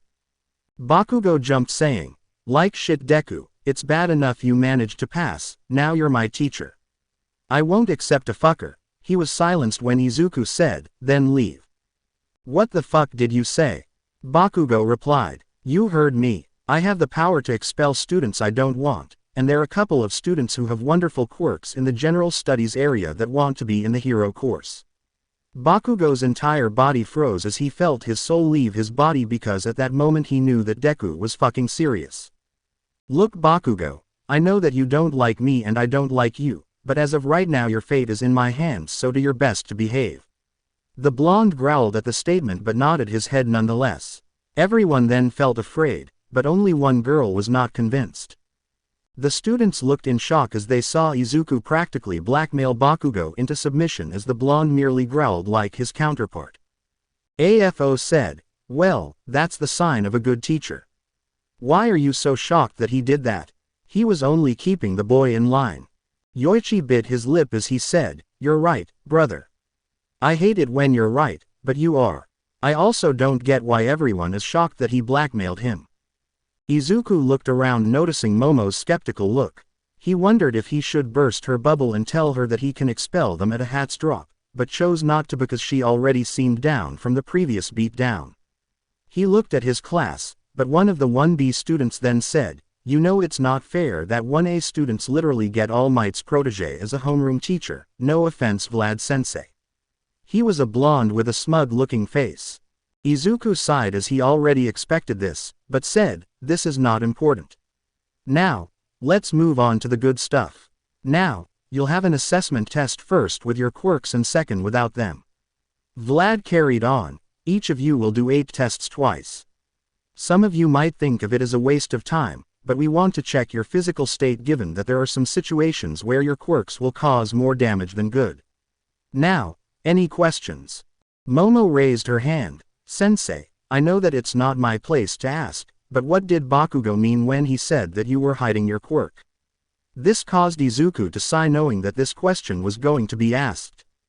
"Well, if you need to know, my quirk only came in 2 months ago. All Might has been training me for the past year when he met me, and took me in. Now, I would like to keep the condition of that meeting to myself. All Might wanted me to study under him or someone from the top 10, however, something came up and I ended here." He threw a glare toward Aizawa who scoffed. "Wow, Midoriya seems to be angry at Aizawa-sensei." Shiro said as Sato added, "I know I would. Man, just imagine it, 3 years compressed into 1 year. He might go crazy." Aizawa sighed as he said, "I can't really blame him. I mean he's a teenager who's now supposed to play teacher and guide an entire class full of students. I only hope that Vlad gives him a hand navigating this thing." The Blood Hero nodded saying, "I hope that too, though I must give him credit though, he seems to be doing wonderful till now." Eraserhead gave him a blank look as he added, "I bet once the class is over, he'll fall over in the teacher's lounge." The Blood Hero hummed agreeing with him while Izuku seemed offended at the notion, but couldn't help agreeing with him. Bakugo yelled, "Bullshit, quirks manifest when you're 4, 6 at most." He was cut off by Kendo from Class 1B as she said, "Well, that's not exactly right. There is a record for the oldest late bloomer was 35, so having a quirk appear at 15 is rare, but possible." This made Bakugo's head spin as he couldn't accept that his target had a quirk of his own. Hiroshima then yelled, "That's so manly. We have a prodigy teaching us, and he's also All Might's successor. That's so cool." Izuku's sweat dropped as he had one thought, if they only knew. Iida added, "I see, then the reason you went to the entrance test was to scout us, students. To see which one of us was taking the test seriously, and who has heroic qualities." He clenched his fist as he said, "I can't believe that I embarrassed myself in front of All Might's successor, and chastised him." Momo nodded her head as she added, "I also believe they put him in the test if a robot malfunctioned. These things could happen, but if they had a hero or at least a hero in training among the contestants, the safety of the test will be wonderful." Her eyes sparkled as she said, "I can't wait to see what wisdom you have to give us." Similar sounds of happiness were being emitted, but Izuku just sighed as he said, "All right, you're happy that I'll be your teacher, but daytime is being wasted." He looked at Bakugo who was still shocked and said, "Come here and stand in the circle. I want to throw the ball with your quirk the hardest you can." Bakugo smiled as he took the ball, and walked to the circle, "Don't hold back." The boy heard Izuku telling him. He grinned evilly as he threw the ball with a huge explosion. Izuku's phone was now connected to the ball as it timed with Izuku humming in approval. He then said, "Try it without your quirk now." The boy obliged albeit less happy. The device timed once again. He held Bakugo's scores being 810, and 80 saying, "These are good scores Bakugo."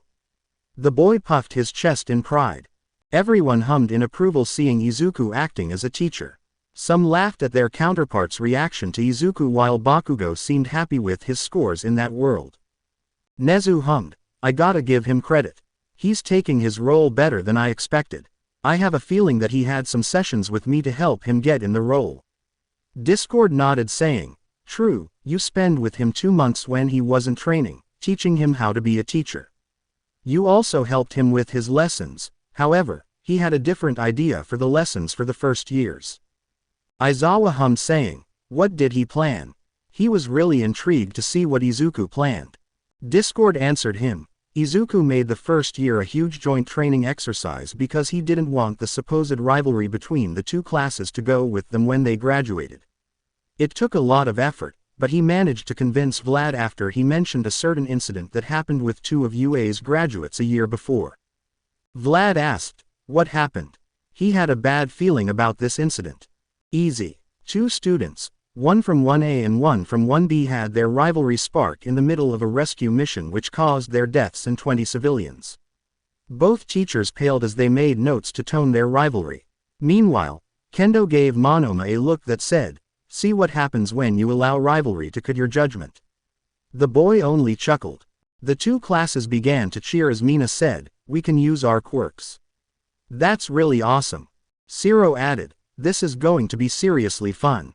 This sentiment was something that everyone agreed on except when Eraserhead said, "Fun. This is no place for fun here. You're here to become heroes. If you can't take it seriously." He was cut off by Izuku saying, "Enough out of you." They're eager to learn and push themselves forward. This kind of spirit is what we need to be exported to the world. Add to that, they're in a safe environment where they can learn. Aizawa glared at him saying, "You're not taking this seriously. This world isn't all sunshine and rainbows. You may be able to tank a hard hit, but they can't." Izuku replied, "And you do. If I remember, you don't have to worry about punching someone so hard, he blows. And if I may remind you, you ruin people's life at the drop of a hat by randomly expelling students who don't meet your standards, whatever they are, like last year expelling an entire class. What kind of irresponsible teacher expels an entire class, and to add to that gave them a black mark, ruining their lives forever?" Aizawa scoffed, "They had no potential. I didn't ruin their Mawata Fua," Izuku said, "Quirk Cloud. It gives the ability to summon clouds right on them, and make them rain, snow, throw lighting, and many more." Aizawa looked at him intrigued. "I found her with All Might trying to steal a store because her parents kicked her out the day you expelled her. She tried to apply for a job, but no one wanted an expelled student. Same thing with high schools. Currently, she lives with me and my mom while she doing a villain rehabilitation program." He gave Eraser an unimpressed look. "You talk about ruining lives, but you do it so much it's actually funny that you lecturing about it." Izuku shook his head saying, "You're the worst excuse of a teacher I've ever seen, so eager to traumatize your own students in the name of strengthening them. I'm pretty sure that they'll see that in the internships. And since you're so high and mighty, here's a test. In those 8 tests you have to do something to impress me, or you're expelled on the spot." Aizawa was shocked. He knew he was a hero, but he couldn't help but feel afraid. He then remembered what the other kids said about the boy, and began to wonder if his whole entrance exam was a test, and if this whole switch-up wasn't an accident, but something to test if he was still worthy of being a teacher. "All right, now that's over, let's continue the tests," Izuku said as he looked at the silent students. Aizawa was shocked at what happened. His student looked the same. The man began to wonder if this is what Izuku really thinks about him. It was easily established that his student had no trust in him at the beginning of the year, but now seeing this began to let him wonder how his student really feels about him. The students were shocked at how Izuku managed to put Eraserhead in place, as Kaminari and Mineta began bowing to him as they said, "We are at your service, my lord." The boy chuckled with Eri at their antics. He then said, "Come on guys, you know what that version of myself is saying isn't true." The two nodded their heads while the other members of 1A only bit their lips. On the teacher's side, Vlad commented, "I have to admit this went horribly wrong quickly, but somehow he managed to tame Aizawa." The others nodded their heads, as Vlad added, "I'm only grateful that Aizawa reinstates them in our world." All Might nodded as he said, "But I'm happy that this Izuku didn't cave in." Ectoplasm then said, "I wonder what he will do about Todoroki given that the boy will hold back." After that small altercation, the rest of the tests went smoothly with Eraser giving it his all as he watched the green-haired boy observe him like a hawk watching its prey. The nighttime hero knew that the kid was signaling him out. He knew that he will expel him no matter what he does. And why shouldn't he? He was a pro. There was no reason for him to stay. It would be illogical for him to stay in the hero course, and it seems that his homeroom teacher feels the same way. And done, Izuku timed the last of the students finishing the endurance test, which was Momo Yaoyorozu. He and Vlad have co-piloted the tests with each watching their own students do their best. Alright, you all did your best, and I'm very proud of you, whether be it from 1A or 1B.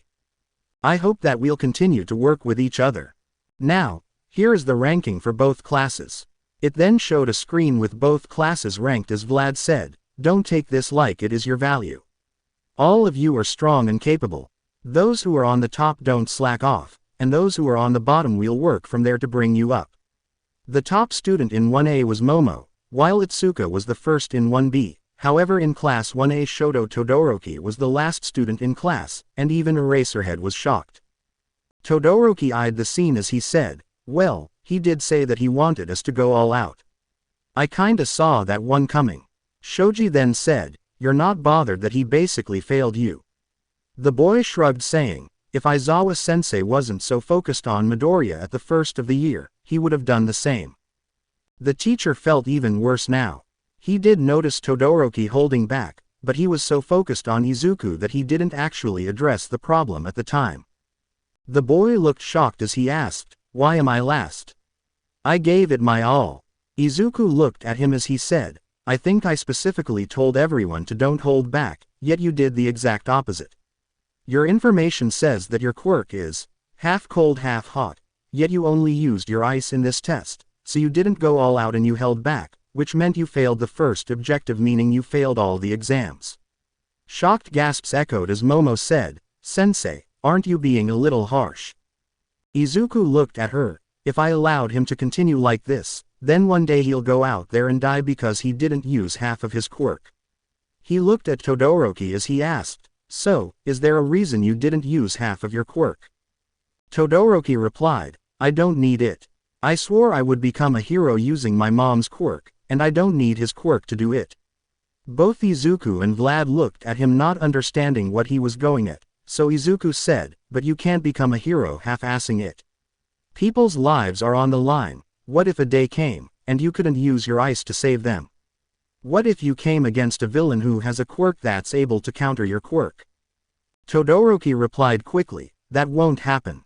If I ever came against a villain like that, I'll bury him in ice till he gives up." "Are you willing to tell me why then? Or go to Hound Dog to talk with him about this?" "No," Todoroki replied calmly, which he noticed didn't sit well with Izuku. Izuku shook his head as he said, "I'm sorry, Todoroki, but that can't do. From now on, you consider your seat in the hero course frozen. You'll be moved to the general study course, and you have till the sports festival to prove to me that you deserve this seat, or else you'll be expelled." Everyone was shocked that Izuku just threatened Shoto with expulsion. Shoto himself didn't seem fazed too much because he knew that Izuku will find a way to make him use his quirk before the sports festival. He was mildly shocked that this Izuku managed to make him tell the reason why he didn't use his quirk, or at least a part of it, but it's a start. Ochako looked at Izuku, and said, "Isn't that a little bit unfair, Deku?" She was shocked when he shook his head, "Not at all, I mean it's what Aizawa-sensei said, the world isn't fair. That version of me did the best it can, and the only reason I was able to help Todoroki is that he told me his reason, unlike that version." Aizawa replied, "He's right. His assessment was spot on.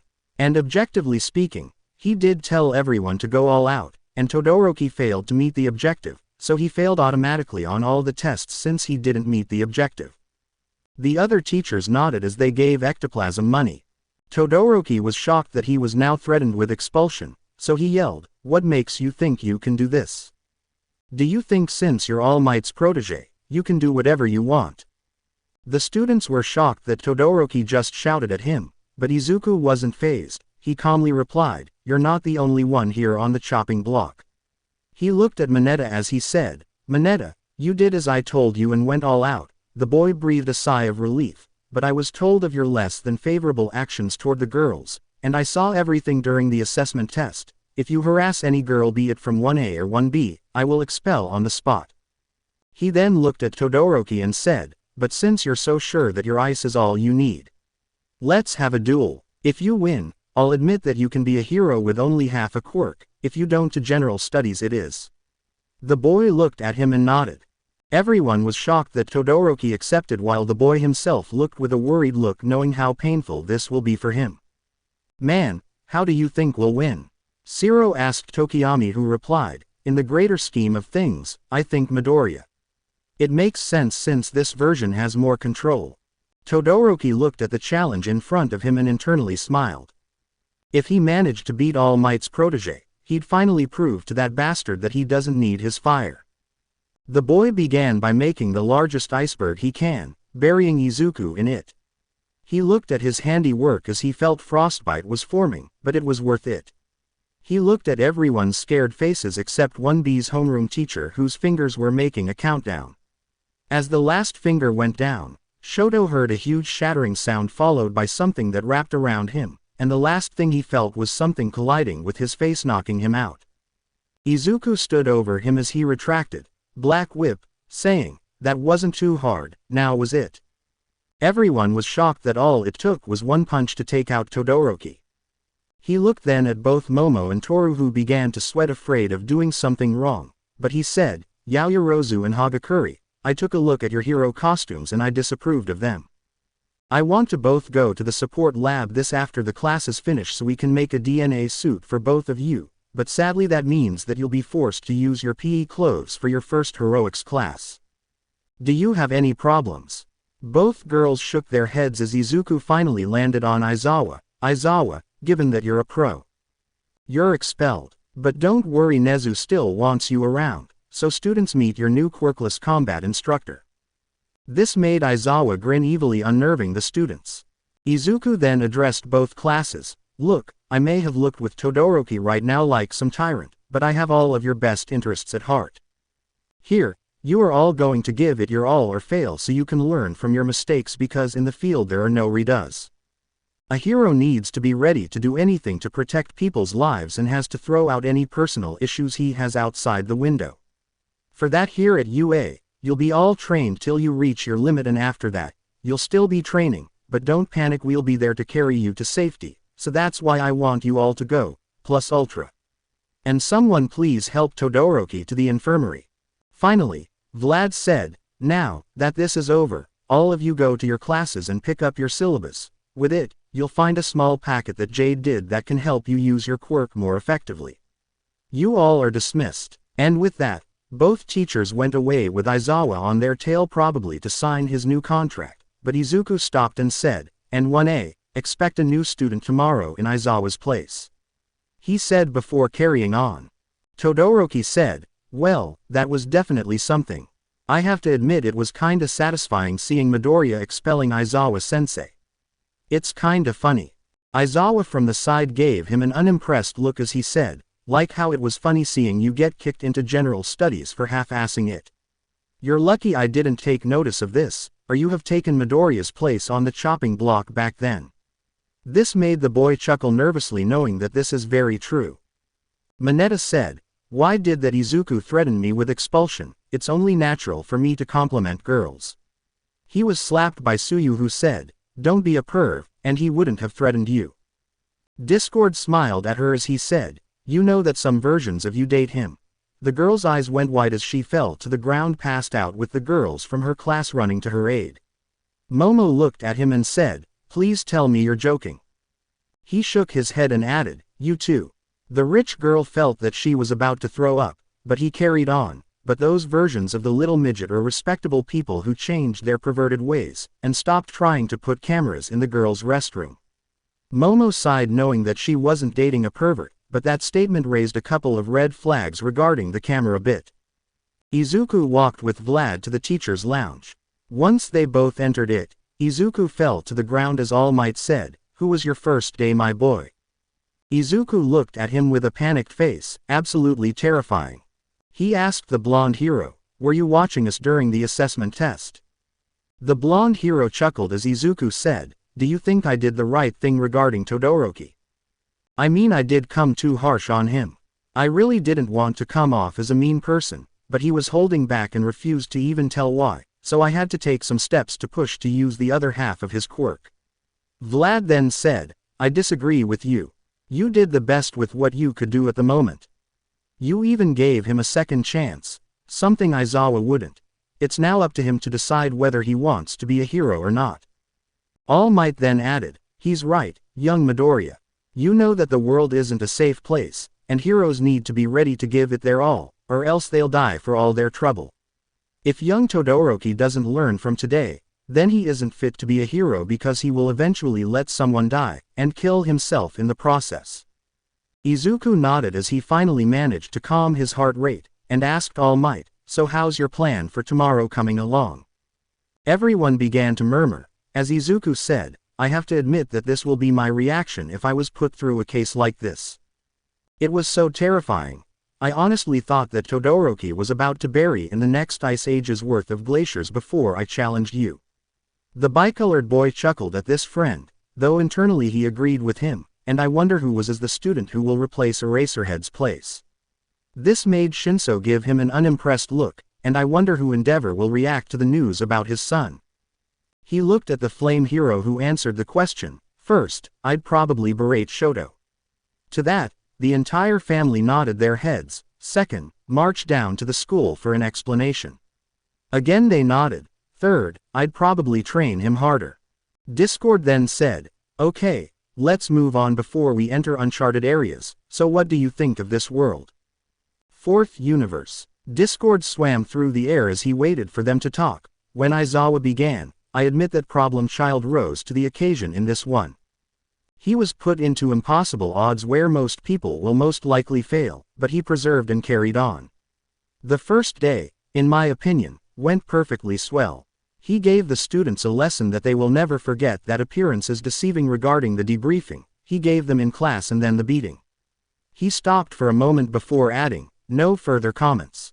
The students agreed with the teacher, but then Vlad asked a very important question. That world said that the first year was to be considered a huge joint training exercise. So what happened in the battle combat, and the USJ for the example given that my students were also there this time around? In the background, Monoma could be heard cheering because in that world they had their fair share of action. He was sent to silence by a neck chop from Dabi who was sitting near him. The Chaos Lord nodded his head. Well, for the combat exercise, it was the same as yours except each team consisted of a member from 1A and 1B, and both Bakugo and Monoma were put on suspension due to their behavior during the exercise. Bakugo was put on suspension because he used his grenades on Kendo after she managed to beat him and his partner, which was Kaibara. Said boy groaned knowing what his version went through, and almost killing 3 students.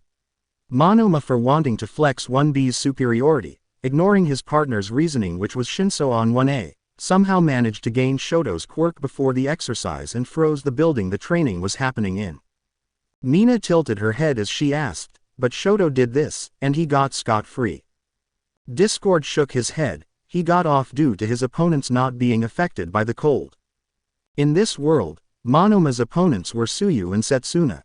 Both are cold-blooded. When the entire building was iced, both girls' bodies began to experience hypothermia, and if it wasn't for both Vlad and Mini-Me of that world telling Monoma to heat the building, both girls might have died.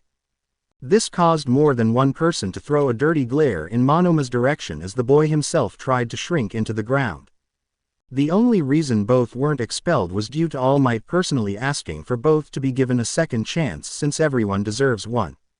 Of course, due to the suspension, they weren't present in the USJ.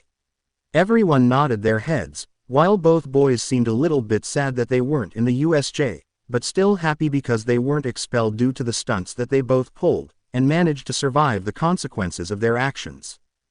Discord carried on. As for the USJ, it was the same All Might using his time on petty crime. This caused the symbol of peace to groan while AFO laughed with Tamura, Vlad, Aizawa, and Izuku were the teachers.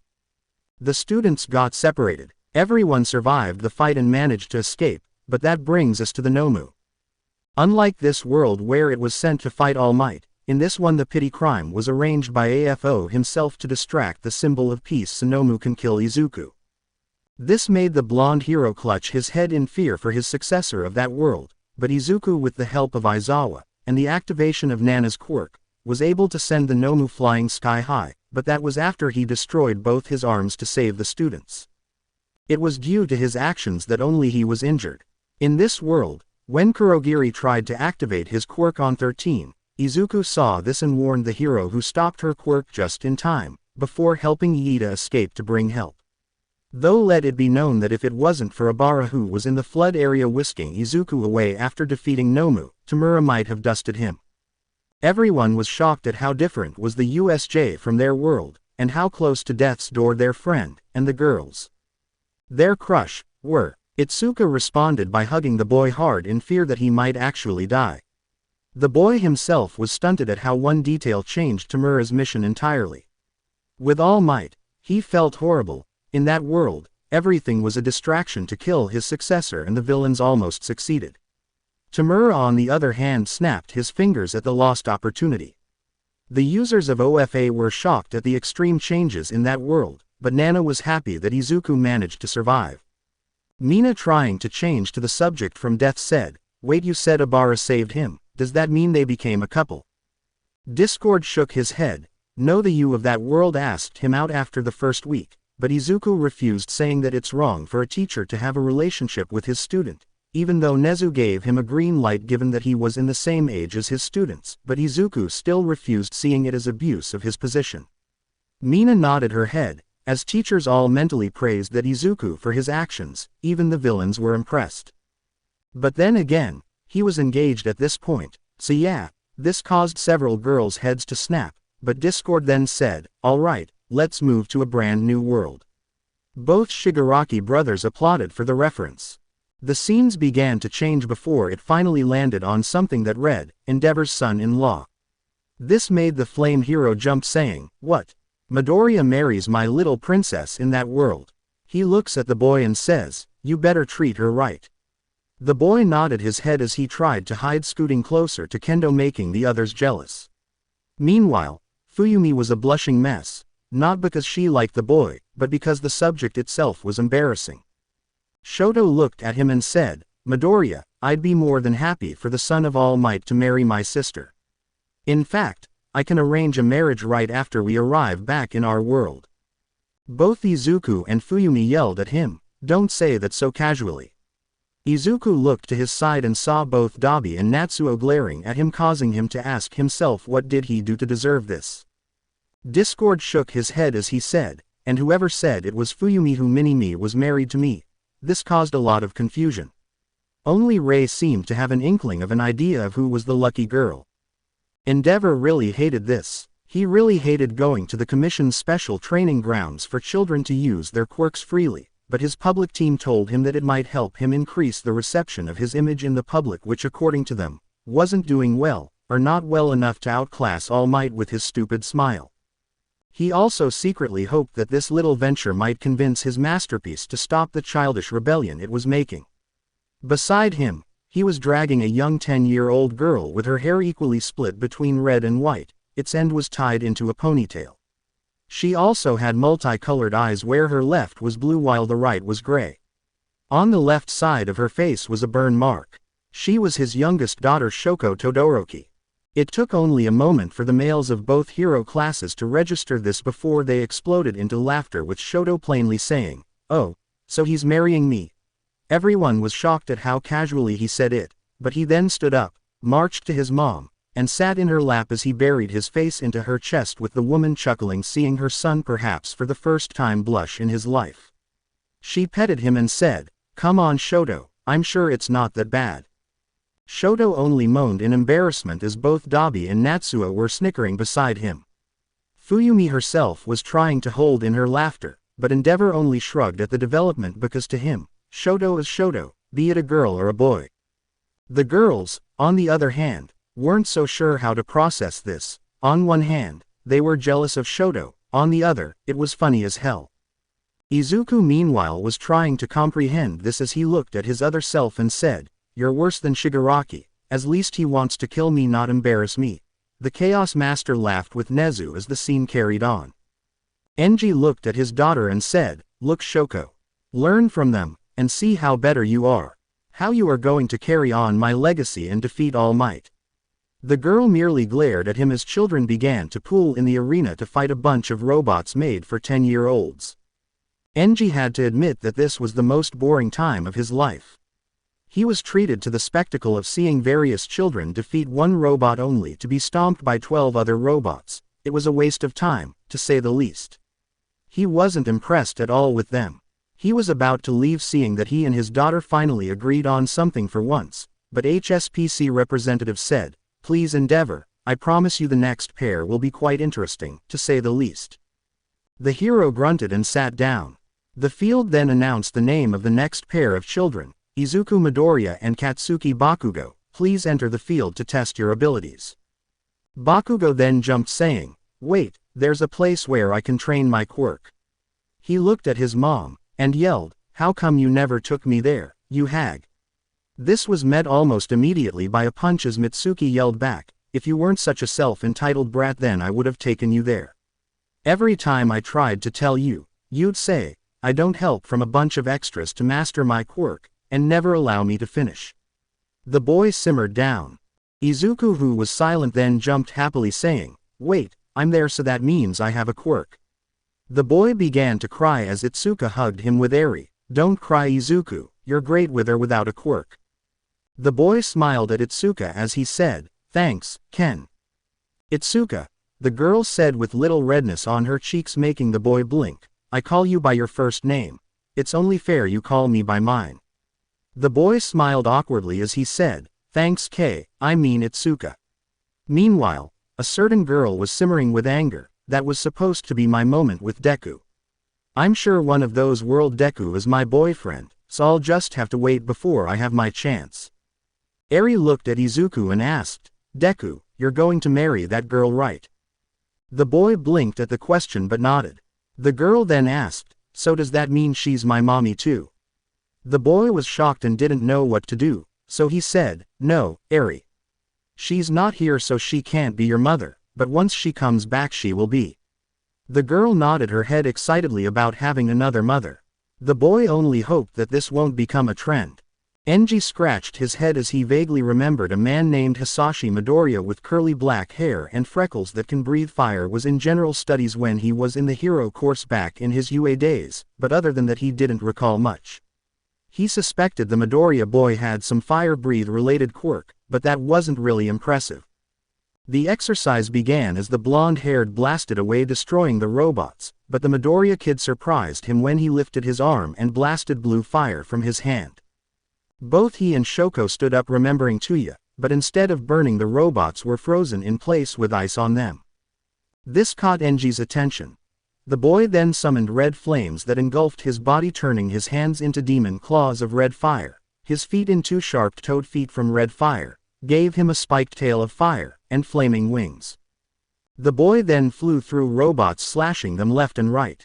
He was then up in the air as he activated green flames in his hands, making a bow and arrow and raining the robots with flaming green arrows, but then he added a blue taint to the green arrow which caused the robots now when the arrows hot them to freeze. Enji now was fully invested in what was happening. He looked at his new intern Burnin and told, "Go to the testing field. I want to see both of the boy's abilities, especially the green-haired one." The flamed-haired girl flashed him a thumbs up before saying, "You got it, boss man." She left as the boy unleashed a huge breath of orange fire, burning some robots as the other kid yelled at him for hogging all the fun. Everyone blinked at how strong Izuku's quirk of that world was, as the boy himself was writing down notes. "So red flames give me some type of demon mode, orange are regular flames, blue is ice fire, green is for making shapes and objects. I guess the regular flames and ice ones help maintain my body temperature like Shoto so I don't overheat or experience hypothermia. From the looks of it, I can also combine both flames to have more effects." Eri booped him on the nose as she said, "Daddy, you're muttering." AFO scratched his head wondering how such a quirk wasn't taken by him, but he only shrugged it to the Midoriya family having a different doctor other than Koyudai. Endeavor himself was shocked at this quirk. If it existed in his world, it would have made Izuku the strongest flame user out there with how versatile the quirk seemed to be. "This is a strong quirk." A gloomy aura enveloped him, "but this means I signed my daughter in a quirk marriage. I'm really scum." Ray proceeded to comfort him by saying, "At least it was to someone who would take care of her and treat her well, not to some random guy in your agency." Back with Izuku, he looked at a pissed-off Bakugo. Deku, stop destroying the robots. I want to test my skills too. Sorry, but wasn't you who said you're going to beat me? He scratched his chin as he said, guess, you admit defeat then. Bakugo looked at him with a demonic look with little sparks coming from his hands. He was about to attack when green flames came right at him and Izuku causing the green-haired boy to erect a wall of green flames as Bakugo said, great work nerd, that's why you'll become my favorite sidekick. This irked Izuku a little, but he swallowed it as something jumped over the green wall of flames, and landed behind them. The boys looked and saw what seemed to be a flame-haired girl with sharp teeth smirking at them, so both of you were that managed to catch the boss's attention. She looked them straight in the eye saying, I'm not impressed, but here's your chance to impress little kids. She then sent a torrent of green flames toward them, but Katsuki jumped out of the way while Izuku blasted a wall of bluish-orange flames as he erected a wall of ice. Endeavor nodded his head, he seems very proficient in using his quirk. Combining the flames, using them individually, really tells you that he was training them for a long time. The man began to visualize what would be the quirks of their children in that world, earning him a slap on the back of the head from his wife saying, bad Enji. The man frowned. It was then that Vlad King pointed something out, doesn't that ice seems a little off? I mean normally Todoroki's ice is white, but this one seems. The others nodded as Izuku said, well, combining the flames give different results, so maybe if I combined my regular flames with the blue flames, it gives us hot ice. The others rubbed their heads unable to process how he was able to do it and analyze quirks on the fly. AFO applauded him as he said, truly impressive young Midoriya, to be able to analyze quirks on the fly is such a wonderful gift. Are you sure that you didn't have an analysis quirk before you were given OFA? The boy didn't respond, but he grabbed Eri and hugged her tighter, as All Might and OFA users growled at the 200-year-old villain. Back in the observation room, Endeavor watched the battle and wiped his sweat due to the red ice the green-haired boy was able to produce. The ice defied the laws of thermodynamics, but it was there. He saw the end of the fight where the boy unleashed grayish-blue flames, against his intern who was distracted by the blonde boy only to be caught in the ice. He wasn't really bothered, but then the flames Sun Mo's head began to flicker out as if there was a force that was shutting them off. This tipped him that the grayish color wasn't for show. Finally, the boy walked to her and freed her. He quickly emitted a golden flame from his body that covered him, Burnin, and Bakugo, which healed their injuries. The flame hero said, I want all information about the boy. The HSPC representative gave him a clipboard with the essentials regarding the boy's age, birth date, where he lives, and more stuff the hero wasn't interested in. He then saw his quirk and read it, quirk multi-flame. Give the user different type of flames depending on the color. Orange flames are regular fire. Blue flames give him the ability to develop ice. Red flames give him demonic features. Green flames are used to create objects from stamina. Gray flames cause any person hit with them to lose the ability to use their quirk. Golden flames are used to heal people.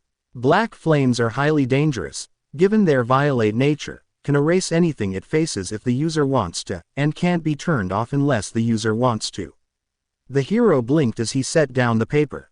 Shoko on the other hand scowled as her father took interest in someone with a flames quirk, but she then thought about it, if she manages to beat that boy with her ice then she can prove that she can become a hero without his fire. Endeavor looked at the representative, I want to talk to the boys now.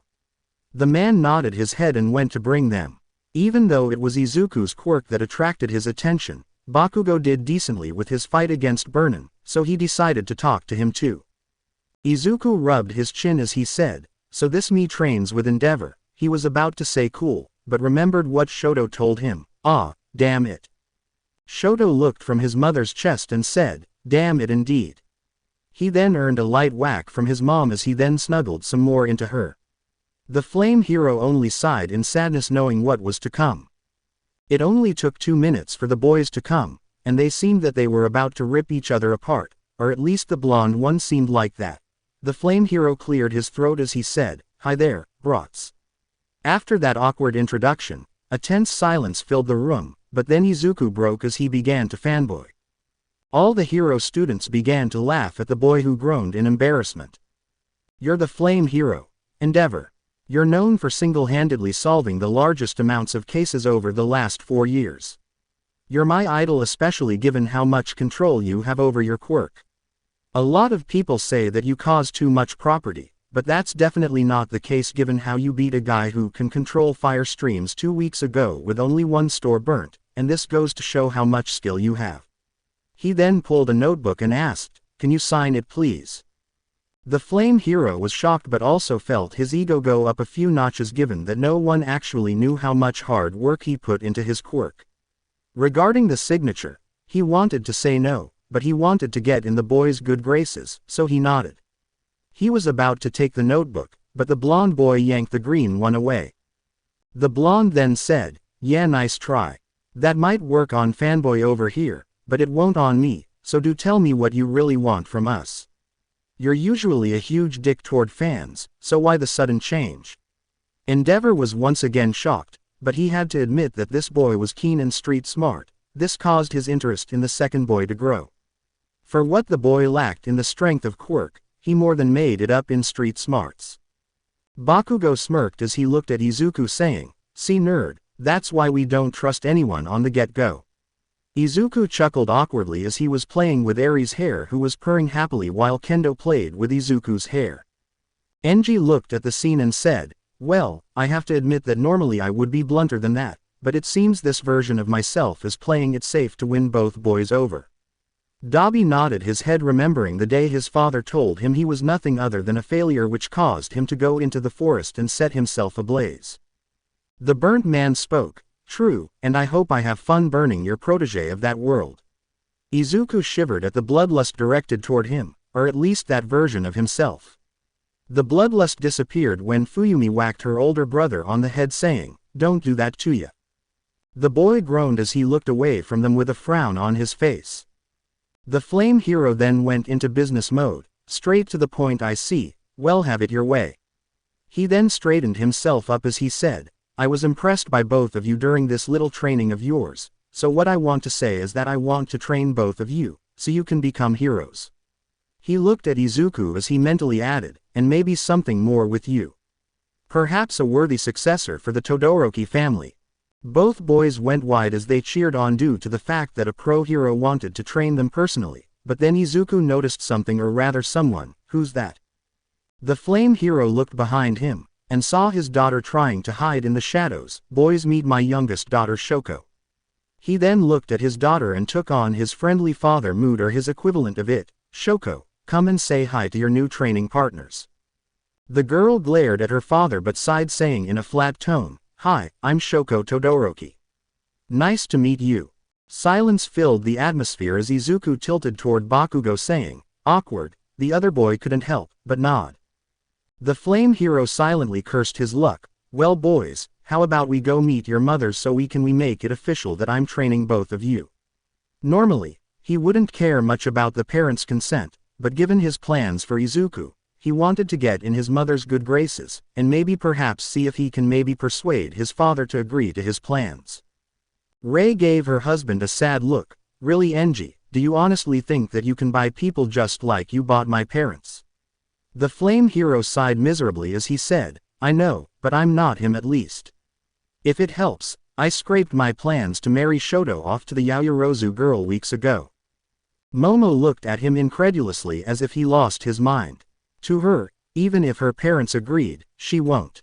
She isn't some cheap bottle of booze that he's going to buy from the closest drink vendor. Shoto looked up at his dad, and glared, "You're joking, right?" The man fidgeted a little as he nodded his head. He somehow managed to make his relationship with his son normal again. He didn't want to ruin it due to a slip of his tongue. Natsuo looked at his dad. "Something tells me he's not kidding."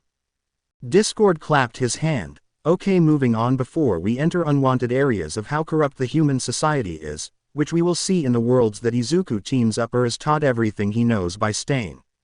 Izuku's eyes went wide, but he gulped as he sent a silent prayer to the Iida of those worlds, while the boy himself looked on the verge of mental breakdown. Stain and Midoriya teaming up. This is the worst nightmare ever for any hero. It's been a year since Izuku and Katsuki began to train with the flame hero. The boys were trained to the bone. Nothing was too much to the man. he would put them in near impossible situations where he wanted them to win. Bruises were far and many on the bodies, but in the end, it helped. Izuku's gained more mastery over all his flames. His orange fire can now become hotter if concentrated. His stamina-related fires were now stronger and required less energy. His ice fire was now stronger as he could make now flames in sub-zero temperature, and he gained more control over his black flames. Bakugo on the other hand refined his techniques and learned how to control his explosions better than before. But one time during this something happened. Izuku was doing his regular training when he was given a break time by the hero. He walked outside only to see Shoko training her ice. The thing was that the girl was about to freeze over due to the amount of frost that covered her right side. The boy ran to her, and said, "Todoroki, you need to stop. You're hurting yourself. Let me warm you up." The girl pushed him away saying, "I don't need his fire. I don't need your help, so go away from me." The girl tried to put up a tough act, but given her entire frame was shaking, she wasn't convincing that much. The girl tried to stand up to continue her training, but grayish-green fire wrapped around her hands. She frowned heavily. She still remembered the description of his quirk. He then said, "Stay still while I warm you up." The girl turned her head away as she tried to kick herself free only to see that she was bounded now by her legs. The boy then began to use his orange flames to warm her up. "You know you should seriously know your limits, and don't push too much." The girl in return scoffed, "Well, if it isn't the kettle calling the pot black. Have you seen yourself? My dad is beating you black and blue every day."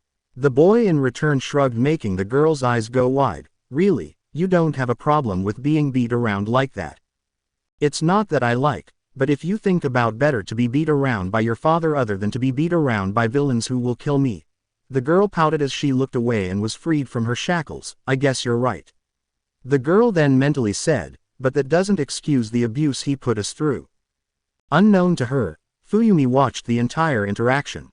The older girl was shocked when she saw a small yet visible blush on her sister's face, causing her to smile. "Oh my god, Shoko has a crush. I really hope they get together. They seem so cute." Shoto began to groan harder at the embarrassment he was facing. His sister squealed in happiness. Oh, little Shoko developed a crush when the boy helped her after she was frozen. It seems like a story from a fairy tale book. Bakugo smirked as he looked at Shoto. "Hey, icy hot bastard." The dual-colored boy looked at him. "Do you want to cuddle with your Prince Charming?" The explosion user began to howl in laughter at the expense of the dual-quirked boy.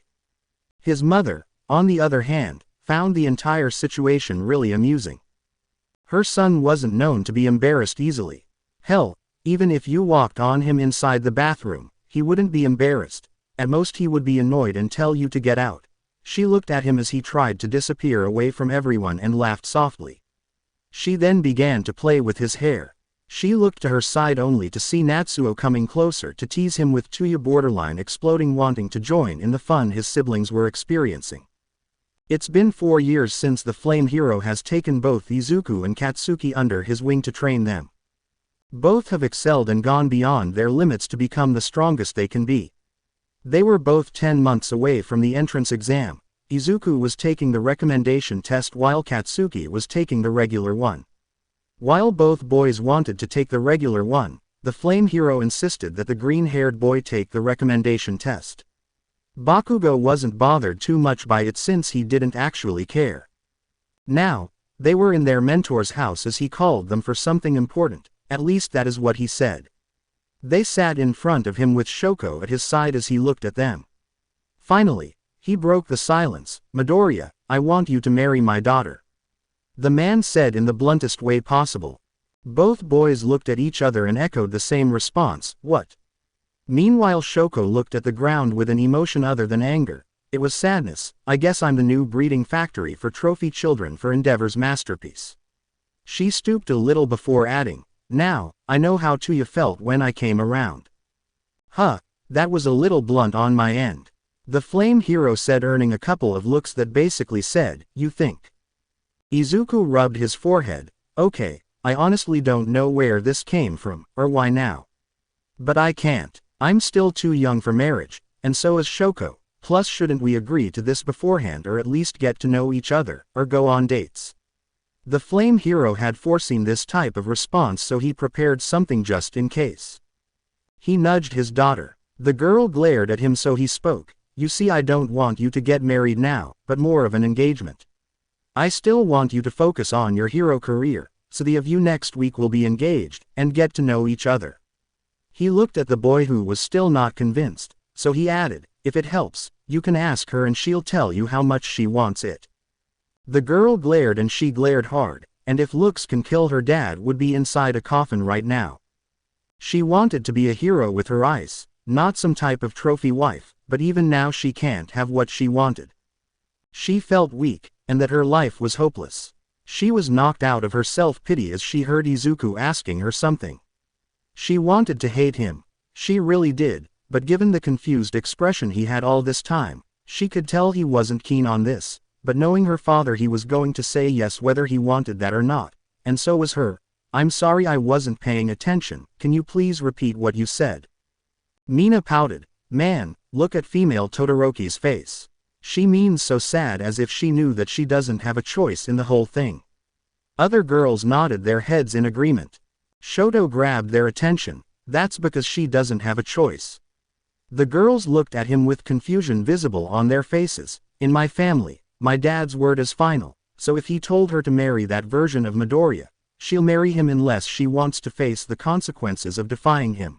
Honestly, her fate was sealed from the moment Midoriya grabbed his attention. It's kinda sad, really. Izuku meanwhile felt like a scumbag for being a part of a Quirk marriage even if he didn't know about it. He then heard Shoto say, Midoriya, it's not your fault. There's no way you would have had an idea what my dad was planning to begin with. I wouldn't be too surprised if he hadn't spent weeks and days trying to marry that me off before he found you. The green-haired boy smiled and nodded his head. What do you want to do, and do you truly want this? I won't force you if you don't want to. I mean, you have to be comfortable about this at the end of the day. Izuku said, and the girl could sense how sincere he was in his words, so she knew at this moment that she wanted to gain her chance in achieving her dream. I want to be a hero. The girl said plain and simple, which Izuku smiled at, saying, that's really wonderful, Shoko, and do you want to marry me? You didn't answer that. The girl sighed. She wanted to tell him that she had no choice, but instead just nodded her head because there's no point in trying to fight it. Izuku then said, okay, if you're okay with it then I don't see why not give it a try, though if you want to back out at any moment, feel free to do it. The girl nodded again. The flame hero then said, Shoko, are you sure you want to be a hero? This is a dangerous profession that could get you killed, so how about you don't and just study at a normal course? The girl glared at him since she knew why he didn't want her to go to the hero course, because she refused to use his cursed flames. She was about to reply when Izuku spoke on her behalf. I think it's a great idea for her to be in the hero course. I mean, she's strong and she can look after herself, and so am I, but we both can get a little carried away at times, so I really think you should allow her to join. Endeavor went over his choice for a moment before nodding. He was this close to upstaging All Might, so he can't let this little hiccup stop him. The flame hero said, well then, let's call your mom to tell her the news. The boy paled as he said, Mom's going to have her lead flip off. I guess in this world I didn't want Shoto to be involved in heroics since I found a replacement, and didn't want her to kill herself like what happened with Tuya. Enji spoke as Dabi shook his head, knowing the real reason was wanting really powerful grandchildren.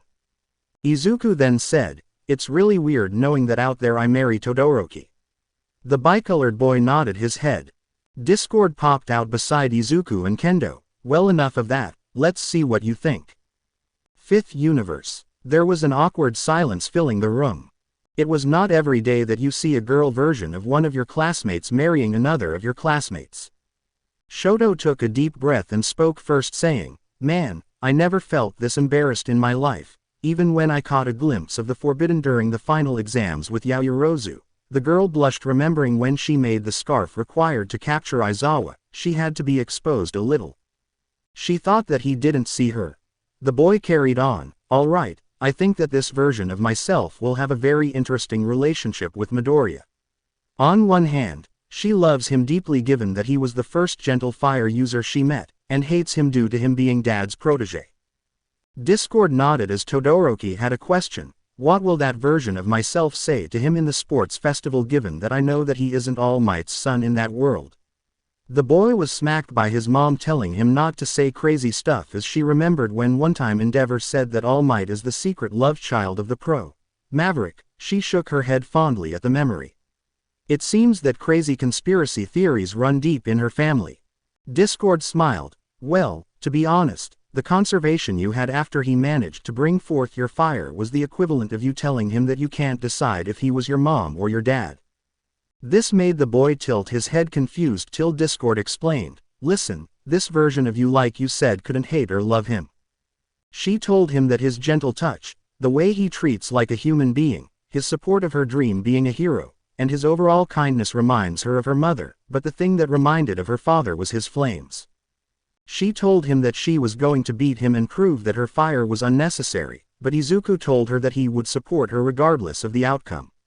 Of course, no surprise, he beat from here to Rome, but just like you he helped her use her flames which made her finally fall in love with him, and burn away all the hatred from her icy cold heart. Shoto smiled, but then frowned. I bet my father of that world was more than happy when she told him that she was in love with that version of Midoriya. Well, not exactly. Discord corrected him. You see, after the conservation with that version of you, he encountered Endeavor and had a very interesting talk. Let's say Endeavor had a lot of things to think about after that his talk, but in the end, he became a better father and tried to redeem himself. The flame hero was happy, and so was his wife as a version of him was trying to do better. Mini-me, any words? Discord looked at his version who was now braiding Itsuka's hair while the girl herself was braiding Eri's hair. The boy looked at him, and stroked his chin. Well, I don't know what to say. This world is really interesting and I wonder what will happen, but given it, I can safely say that this version is quite strong and that marrying that version of Todoroki was weird, but quite expected. The boy chuckled. Honestly, I'd be more shocked if there's a world where Kachan is a girl, and she's in love with me but bullies me because she wants to protect me. Bakugo on the side had his face turn red from anger, but he calmed his breathing down. Discord laughed as he said, you don't know how much that is true, my little heroic friend. Discord clapped his hand saying, alright, let's move on to a new version of Izuku. The worlds then began to rotate till they finally landed on a title that made Bakugo explode laughing, and the girls to gain blush while wishing to be the lucky girl, heroic parents in training. Bakugo was now on his knees as he was hitting the ground, and said, I can't believe it. Deku in that world got laid. That's so hilarious. I bet the hobo had a blast on the first day when Deku came in with his girl and baby in tow. Discord nodded as he added, you don't even know that half of it.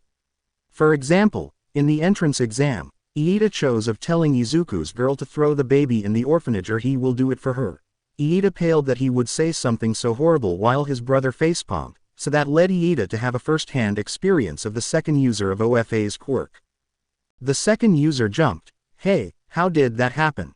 I never agreed to give him my quirk and I still don't. Discord pointed at Nana as he said, she was pissed off when Iida told Izuku's girl to get rid of her baby, so she grabbed you and forced you to activate your quirk. And you were wise enough to keep in mind the saying, hell knows no fury than that of a scorned woman. And for some reason, Izuku reached the singularity quite faster in that world. Now why? I don't know, but I think it was because Izuku started training 4 months before he met All Might by cleaning the beach that he cleaned in your world, so he had OFA earlier, and well, you get it. The second user then slumped with a frown while Nana was smiling for helping Izuku keep his child safe. Now, be quiet so the world can begin. The scene began to shift as Discord added, and you won't believe who is the mother. 2 people could be seen walking in a hallway with their hands down. One of those 2 was a boy with curly green hair and diamond-shaped freckles on his face. The boy was currently carrying a bag that resembled a baby bag. The other was a girl with beautiful features, but what stood out about her was her vine-like hair that almost reached the ground. On the girl's chest was a baby carrier that was strapped there. Eyes widened as 1B students looked at the severely blushing girl who couldn't even manage to get out words. Discord then said, "It's explanation time. Listen kiddies, what happened was simple enough. Abara over there," he said pointing to the now human Raspberry, "went to a party to prove to the kids in her school that she can have fun. In other words, she gave in to peer pressure. Shishida warned her not to, but she persisted. She took a bottle of wine from the orphanage she grew up at thinking that she won't get drunk if she drank from it. She was wrong as she overestimated her ability to handle her alcohol, and that wine is still alcohol at the end of the day. At the same time, Izuku was invited and he came given that he was quirkless, and he knew that this was a rare chance for him to meet people. In the end, both of them got drunk, met, talked with each other, and well, I guess you can see what happened after that." Abara raised her hand asking, "Did he stay with me?" Discord shook his head. No, when Izuku came back, he bolted but left a small note apologizing for what happened. "Of course, at first, you hated him, but the father of the church where you lived after he calmed you down telling you that God is merciful and you aren't condemned to hell. And that God forgave people for way worse things, explained to you that night wouldn't have happened if you two didn't want it, citing that you still remember his name and the name of his school, meaning that both of you were somber enough not to do it. Of course, after that, you wanted to find him to talk about what happened, but you found out you were pregnant, so Shishida literally sniffed him out. In the end, you moved in with him, and you both loved each other, so yeah." The religious girl was still blushing but nodded. She then felt someone tug on her clothes. She looked down to see Eri, who asked her, "Does that mean that you're now my mom too?"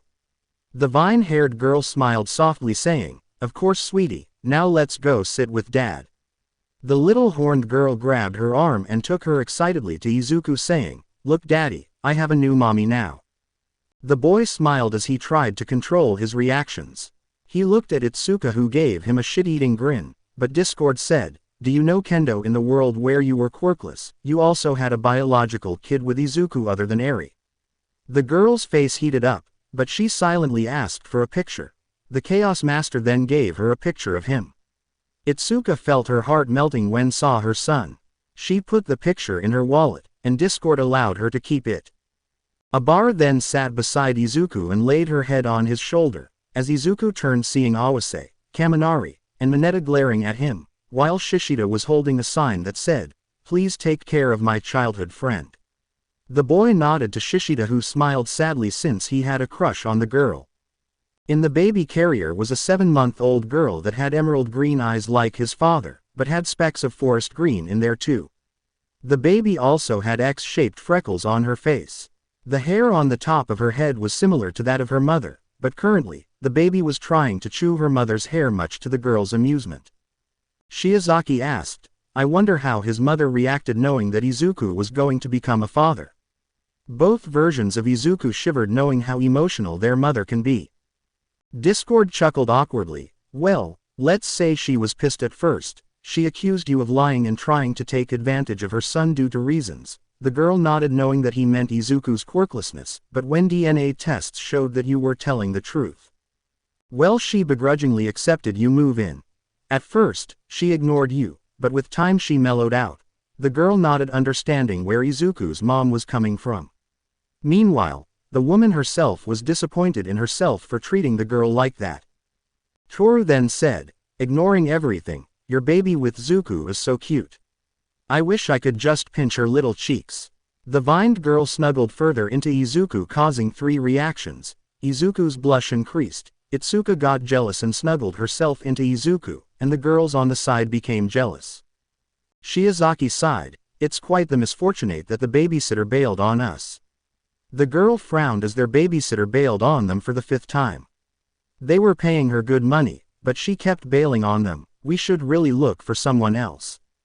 Izuku nodded his head as he looked at his daughter and smiled as he ruffled her hair. The little girl began to squirm as she tried to reach out to Izuku, who took her. He looked at his vine-haired girlfriend, who pouted at her daughter being a daddy's girl. "Yeah, you're right. I heard from All Might that we have internships and work studies, so we need to find someone to take care of her when we're missing," he said as he kissed his daughter's cheeks. The girl smiled, nodding her head. She then checked her surroundings, asking him, "So how's your progress with the second's quirk?" The girl already knew about OFA and its secrets. When All Might knew that his pupil was going to be a father, he remembered Nana and told him to bring the girl over to tell her everything. Nana looked at her pupil. I have to say, Toshinori, that was a wise move on your end.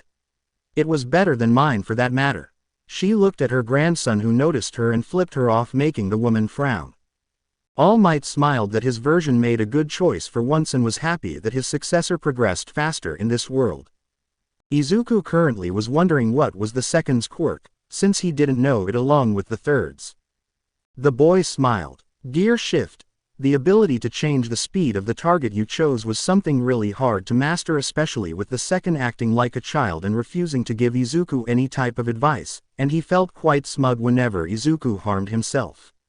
That attitude lasted for a day before Yoichi convinced him to help with some bonks from Nana. I have to admit that it was hard at first, especially with some people being children about it, but I managed to do it. Thank God. I just hope you don't break yourself. I can't take it, Abara said. The boy smiled as he said, I can't do that. I have to take care of you and Fubuki. What kind of father will I be if I broke myself every time I used my quirk? Abara smiled, remembering how the boy sold his All Might collection. It felt heartbreaking. The Vine girl was sure if she was forced to sell her Bible collection, she would have flooded the apartment as he did. She poked him with her vine, saying, I can take care of myself, thank you very much. Baoko's eyes were wide as he stuttered, the nerd sold his All Might collection. One time I tried to touch it, and he almost ripped my arm off, and that was after he got diagnosed quirkless. He turned to the boy yelling, what the heck, Deku? You sell your All Might collection for some shitty baby, and you won't allow. The boy didn't get to continue as a zipper appeared on his mouth. He looked at Discord, who signaled him to be silent. Setsuna interjected, okay, Bakugo's ego aside, how come Abara is so cool with the entire situation? I mean, I get it that the priest helped her come to terms, but she feels a little bit too comfortable if you ask me. All the girls who knew Abara nodded, even Abara herself was slightly intrigued. Discord smiled as he said, I was wondering when someone was going to ask that question. He clapped his hands again. Well, you see, even after the priest helped calm her down. The girl was still panicking in regards to what happened, and more so when she found out that she was pregnant, but after meeting Izuku and seeing the effort he was putting into this, she knew that she can't just sit around sulking, so she shoved those dark feelings down, and decided to use them to be a motive for her to be a good mother, and make sure that her daughter won't do the same mistakes that she did. Abara was happy that this version of herself learned from her mistakes, and tried to become better. Izuku smiled at her words and handed her Fubuki as he brought a baby bottle full of milk and handed it over to Abara. The girl was confused till the little girl in her arms began hitting her in the chest, signaling that she was hungry. The girl blushed as she took in the bottle, and began to feed her daughter. She's quite the eater. I'm sure that I just fed her before we came here. Izuku shrugged, but something caught both teens' attention. It was someone waving his hands toward them. He had a huge coat of brown fur, and canine teeth coming from his lower jaw. It was Joruta Shishida, Abara's friend from school. The beast-looking teen smiled. Greetings, Lady Shiozaki, Sir Midoriya, I hope you had a lovely morning. He then noticed the little girl. She bailed on you again. Both teens sadly nodded. Shishida scratched his forehead. Well, I guess it makes sense given that I went with Lady Shiozaki to the same junior high. Izuku smiled, but that won't stop us. This just means that our daughter will watch us being heroes. Shiozaki nodded at the enthusiasm Izuku was emitting, causing Shishida to chuckle a little. The Beast Boy walked into the classroom labeled 1A. Before any questions can be asked, different worlds mean different members. Sometimes Mineta doesn't exist, so someone like Shinso, Hamiko, or Tuya takes their place. Sometimes the entire arrangement is mixed up like this one, or Izuku is simply in 1B while Monoma, Kendo, Pony, or Rin takes his place in 1A. Everyone nodded as they watched the scene continue to unfold. Abara and Izuku now stood in front of the first step to begin their hero journey, but for some reason, they walk inside the room. Perhaps, it was the fear of being rejected. Teen parents aren't exactly something you see every day, and given the bullying that they both endured, it didn't help at all. Izuku looked at Abara, who looked away. Shiozaki, were you actually bullied? The girl didn't answer as she began to remember all the horrible words that she endured for most of her life for her faith. She was sure if she hadn't had Shishida by her side, she would have taken that swan dive. The girl began to feel tears trickling in her eyes. It's nothing to worry about. She then felt Izuku hugging her. You don't have to put a tough front for me, because I know how it feels to be targeted for no apparent reason, so let it out. The girl let out a couple of sobs as she silently cried into Izuku's arm with both Itsuka and Eri hugging her. Once she stopped, Izuku asked, "Do you feel better, Shiozaki?" The girl smiled at him. "Of course, and please call me Abara." The boy blushed given that this was the second girl that asked him to call her by her name but nodded. She then said, "And Izuku." What followed was considered the boldest thing that the Vined girl ever did. She closed the gap between her and Izuku, giving him a small peck on the lips, effectively stealing his first kiss. Everyone who knew her was shocked, and even the girl herself, but given that she just saw a teenage mother version of herself, she thinks that she wasn't that bold. This enraged Itsuka, who was beside him all this time for 3 worlds. "I never knew Abara could be this bold, but what happened to our agreement that we decide who gets to have his first kiss?" Unbeknownst to Izuku, the 1B girls, unlike their 1A counterparts, who were also in a competition to grab his attention, decided if one of them gets to have him, she will share him with the others, but Abara just broke one of the clauses regarding the first kiss, where they agreed that they all decide who gets to have his first kiss. Abara, who was now blushing as a tomato, seeing what she had done, sent out a small apology to the rest of her classmates, who sighed. But Kendo, seeing that his first kiss was already gone, decided to have her own. She felt heat rise to her cheeks, but pressed forward. Izuku, the blushing boy, turned toward her only to have another pair of lips smack onto his as Kendo said, "Thank you for letting me sit beside you." She looked away quickly as Eri's eyes were both shining, seeing that her dad and moms loved each other so much. Izuku, on the other hand, I was KK kissed by T2B beautiful G girls. Discord whistled, saying, "All right, people, let's keep this family friendly. I don't want rug rats crawling around. They may be teenage parents, but that doesn't mean you have to." The 3 teens turned to blushing messes as the others laughed. They both tried to enter, but their feet refused to enter. Abara looked at Izuku with a smile, saying, "We can't enter yet. We have to check if we have all of Fubuki's needs for the day." The boy nodded as Abara began to list some items, beginning from milk bottles to diapers. Finally, Abara frowned, saying, "We have to do this, don't we?" The boy nodded sadly as they both entered into the unknown. The moment they entered, all eyes were on them. The reaction was immediate the moment Fubuki looked at them, tilting her vine-covered head as she sucked on her pacifier and shook the rattle that her mother gave her just in case she was frightened by the new faces. The girls swarmed the little girl, who began to whine in fear. Abara was quick to act, as she held her daughter close, trying to keep her calm. Izuku cleared his voice, "Can you please keep it down, girls? Our daughter isn't used to new faces." This caused all the girls to look at him confused. One of the girls, who seemed to have mushroom-like hair, asked, "What do you mean by our daughter?" Bakugo was howling in laughter. "I just want to see how are you going to save yourself from this, Deku." Izuku couldn't help but agree with Bakugo, wondering how will he be able to run damage control.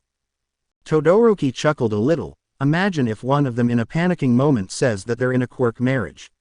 This caused a shiver to run down Izuku's spine as he looked at Todoroki, wondering why did he have to jinx them. Both teens blushed a storm. Izuku gulped. "Yeah, Fubuki is my daughter and she's also Abara's daughter." Izuku tried to put up a strong front to protect their dignity. A girl with a huge black ponytail came in front of him. The girl began to examine him and Abara. "Are you sure that you two are in the hero course? I mean, you're both pretty young to be parents, and the hero course is going to keep you busy." She walked away. "No hard feelings, but you should drop out to take care of her. Maybe come back in a year or 2 when she's old enough." A voice then echoed, "Hey, Ponytail, who died and made you queen of this class? Do you think just because you come from a fancy schmancy school, you get to determine who deserves to be here?" Everyone looked to an ashen blonde boy who was snarling, "Next time you talk to my niece like that, I'll blast you all the way to hell." Izuku was shocked that Bakugo stood up to him, as Bakugo was shocked himself. How? Why? I mean, I made his life hell most of the time, why did I stand up for him? Discord shook his head. Well, for most yes, but in this world, just like many others, you didn't see yourself as bullying him, rather you were training with him. The boy tilted his head confused. What? Discord wanted to carry on till Momo interjected. I see. Bakugo's version of that world knew that if Izuku wanted to become a quirkless hero he needed to train hard, so he began to bully him thinking that he was helping him. And I guess that he made some bad friends on the way which used this as a way to bully Izuku. She turned to the boy. I apologize for the words I said, Zuzu. Can you forgive me? The boy blushed at the nickname that he still hadn't gotten used to, but nodded. Bakugo was about to scoff, but Discord nodded. True, and it was only after Bakugo threatened a pregnant Obara causing Izuku to stand up to him that he actually understood what he was doing was all types of wrong. Yeah, that's not a manly thing to say. A red-haired student said, only to be followed by another silver-haired one. Yeah, I think it's really manly for them to take care of their daughter while being hero students. The two looked at each other and high-fived each other. The black-haired girl, taken aback by this, raised her hands defending herself. I didn't mean it like that.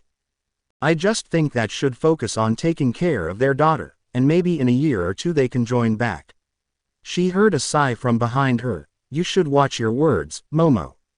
A girl with orange bright hair stood up and marched to the now completely baffled couple whose their daughter was clinging fearfully to her mother as she was softly whimpering while the older girl tried to calm her down. The orange-haired girl stood in front of the baby who shrunk into her mother, smacking her with her rattle. The girl smiled, saying, Hello, I'm Itsuka Kendo, and I'm sorry for my friend's words. She's homeschooled for most of her life, so she has never seen things like this before, and to be honest, never had I. But please don't take it the wrong way, she's really nice.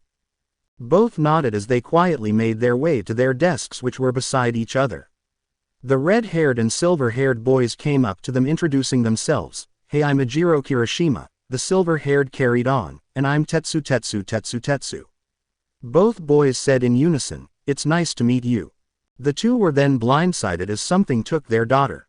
They quickly turned to see a pink-skinned girl with pink hair and black eyes bouncing their daughter, who was giggling all the way.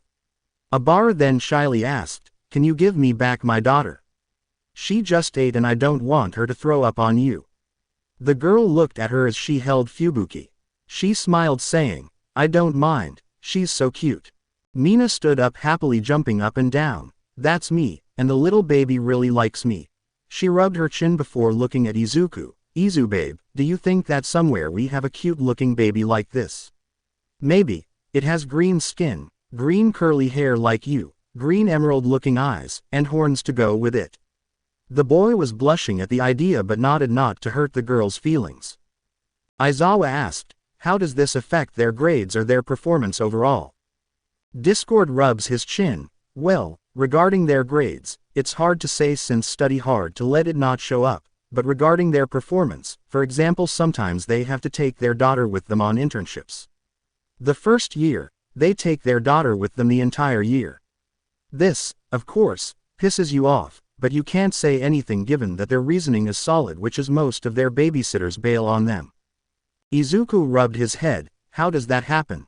How does an entire neighborhood's worth of babysitters bail on me and Obara? Discord only shrugs. The pink girl then introduced herself. I'm Mina Ashido. It's a pleasure to meet you. The girl handed Fubuki back to her mother as a frog-looking girl came up to them saying, I'm Suyu Asui, Ribbit. She titled her head to the side as she asked, Please forgive my bluntness, but how did you both have her? I mean, you didn't just meet at a party and fooled around. She then noticed the silent expressions on their faces. You didn't, did you? Both Izuku and Obara were worried. But suddenly the vine-haired girl yelled without thinking, No, we're put into a quirk marriage. The girl slapped her hands on her mouth as she asked herself, What in the world did I say right? Izuku looked at her, before saying, What she meant was that our parents had us engaged from a young age, due to family relations. Everyone gave them a nod as silence was heavy in the room, but a certain scarred boy looked at Izuku, and then Obara and Fubuki. I swear I will save you both from him. No one will ever suffer what I did. Shoto cringed. I guess I now have Midoriya on my radars a little bit early, and for a small misunderstanding. He looked at the green-haired boy. I'm sorry for any harm that I may deal to you, Midoriya. I really am. This apology however didn't help make the boy feel any better. Izuku sighed, wondering how will this affect people's look toward him. Some might shy away, others might feel like he's evil, and some might not care at all. This world was a huge mess for lack of a better term. Suddenly a voice rang out, "You're all silent. That's good. It seems that you're all rational students." A man inside a sleeping bag wormed his way into the room. Once he entered it, he looked at Izuku and Obara, who waved at him awkwardly. "Well, at least some of you are." Both teens lowered their heads, remembering how Aizawa told them at the entrance exam how irrational they were. The man then summoned a gym uniform for his sleeping bag. "I'm Shota Aizawa, and I'm your homeroom teacher." He scratched his head. "I know this is sudden, but take these and meet me at the training. We're going to have a small test of sorts." The students quickly began to filter out, but Aizawa stopped both parents, bailed on again. Both teens nodded. "Problem children, you need to take a hint. If your babysitter bailed on you not just once, not just twice, not just thrice, not just 4 times, but 5 times, you need to know that she's a bad babysitter."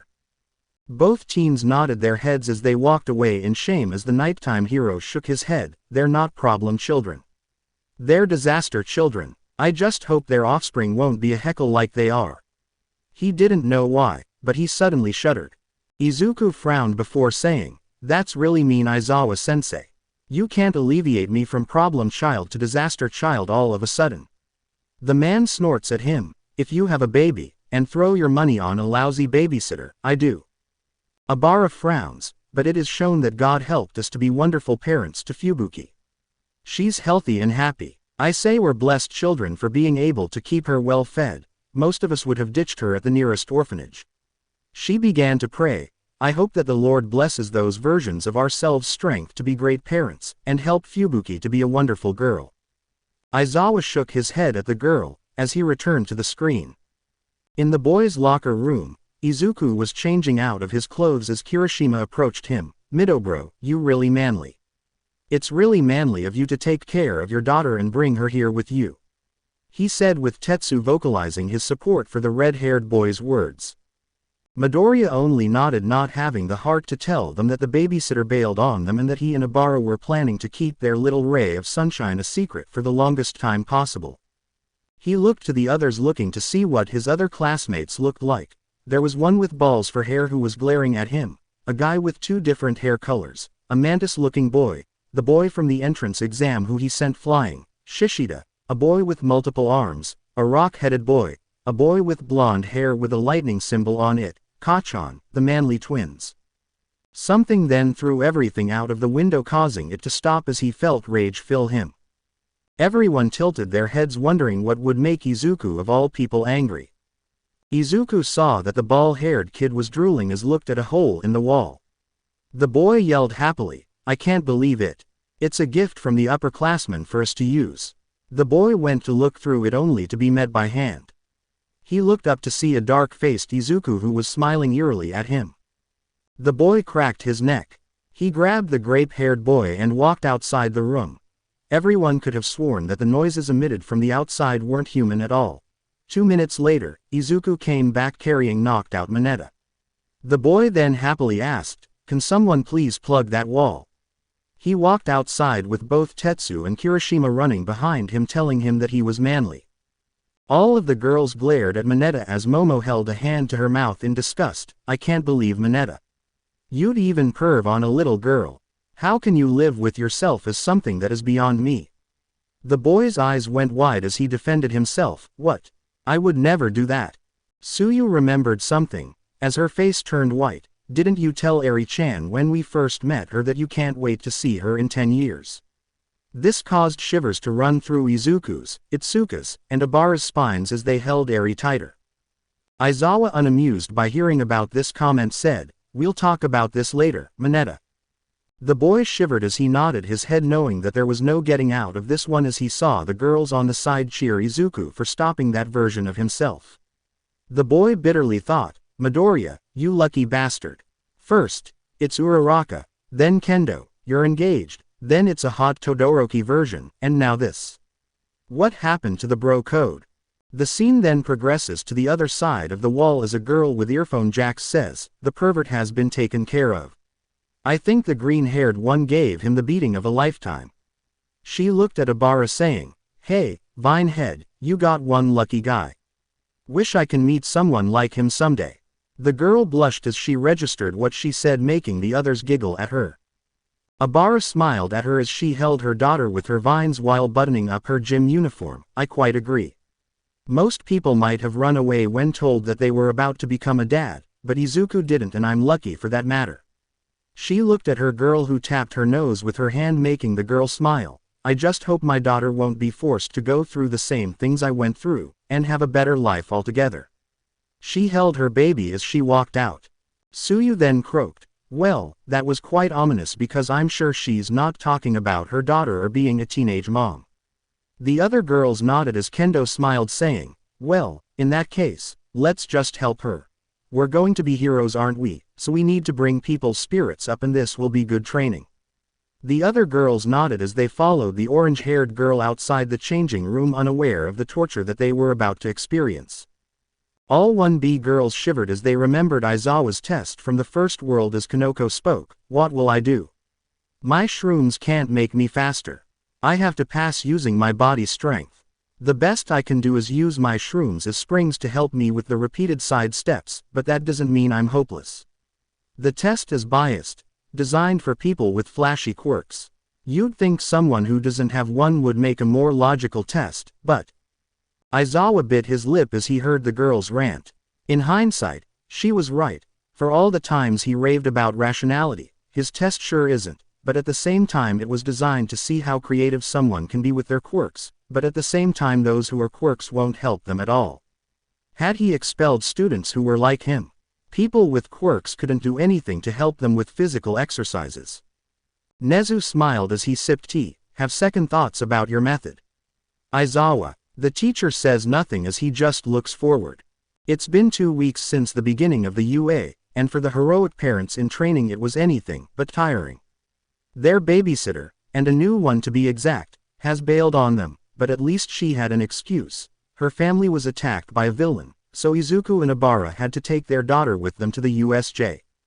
Izuku patted his girlfriend's back, saying, well, at least we'll have 3 teachers around us to take care of our little angel. He said while running his hand through his daughter's hair, plus, you know we're going to rescue training. Something that you like. The girl smiled at him, as she added, and what's the worst that can happen? Both teens boarded the bus as they went to their training, unaware of the danger waiting for them. Both teens stood up with their faces as pale as a ghost as Ibara turned, looking at him and saying, please, for the love of God, tell me that the little angel won't witness the fight at the USJ. Discord sucked his cheeks. Well, let's talk about it. To be continued. I hope you enjoyed this story. Also remember to subscribe and like this video. See you in the next video.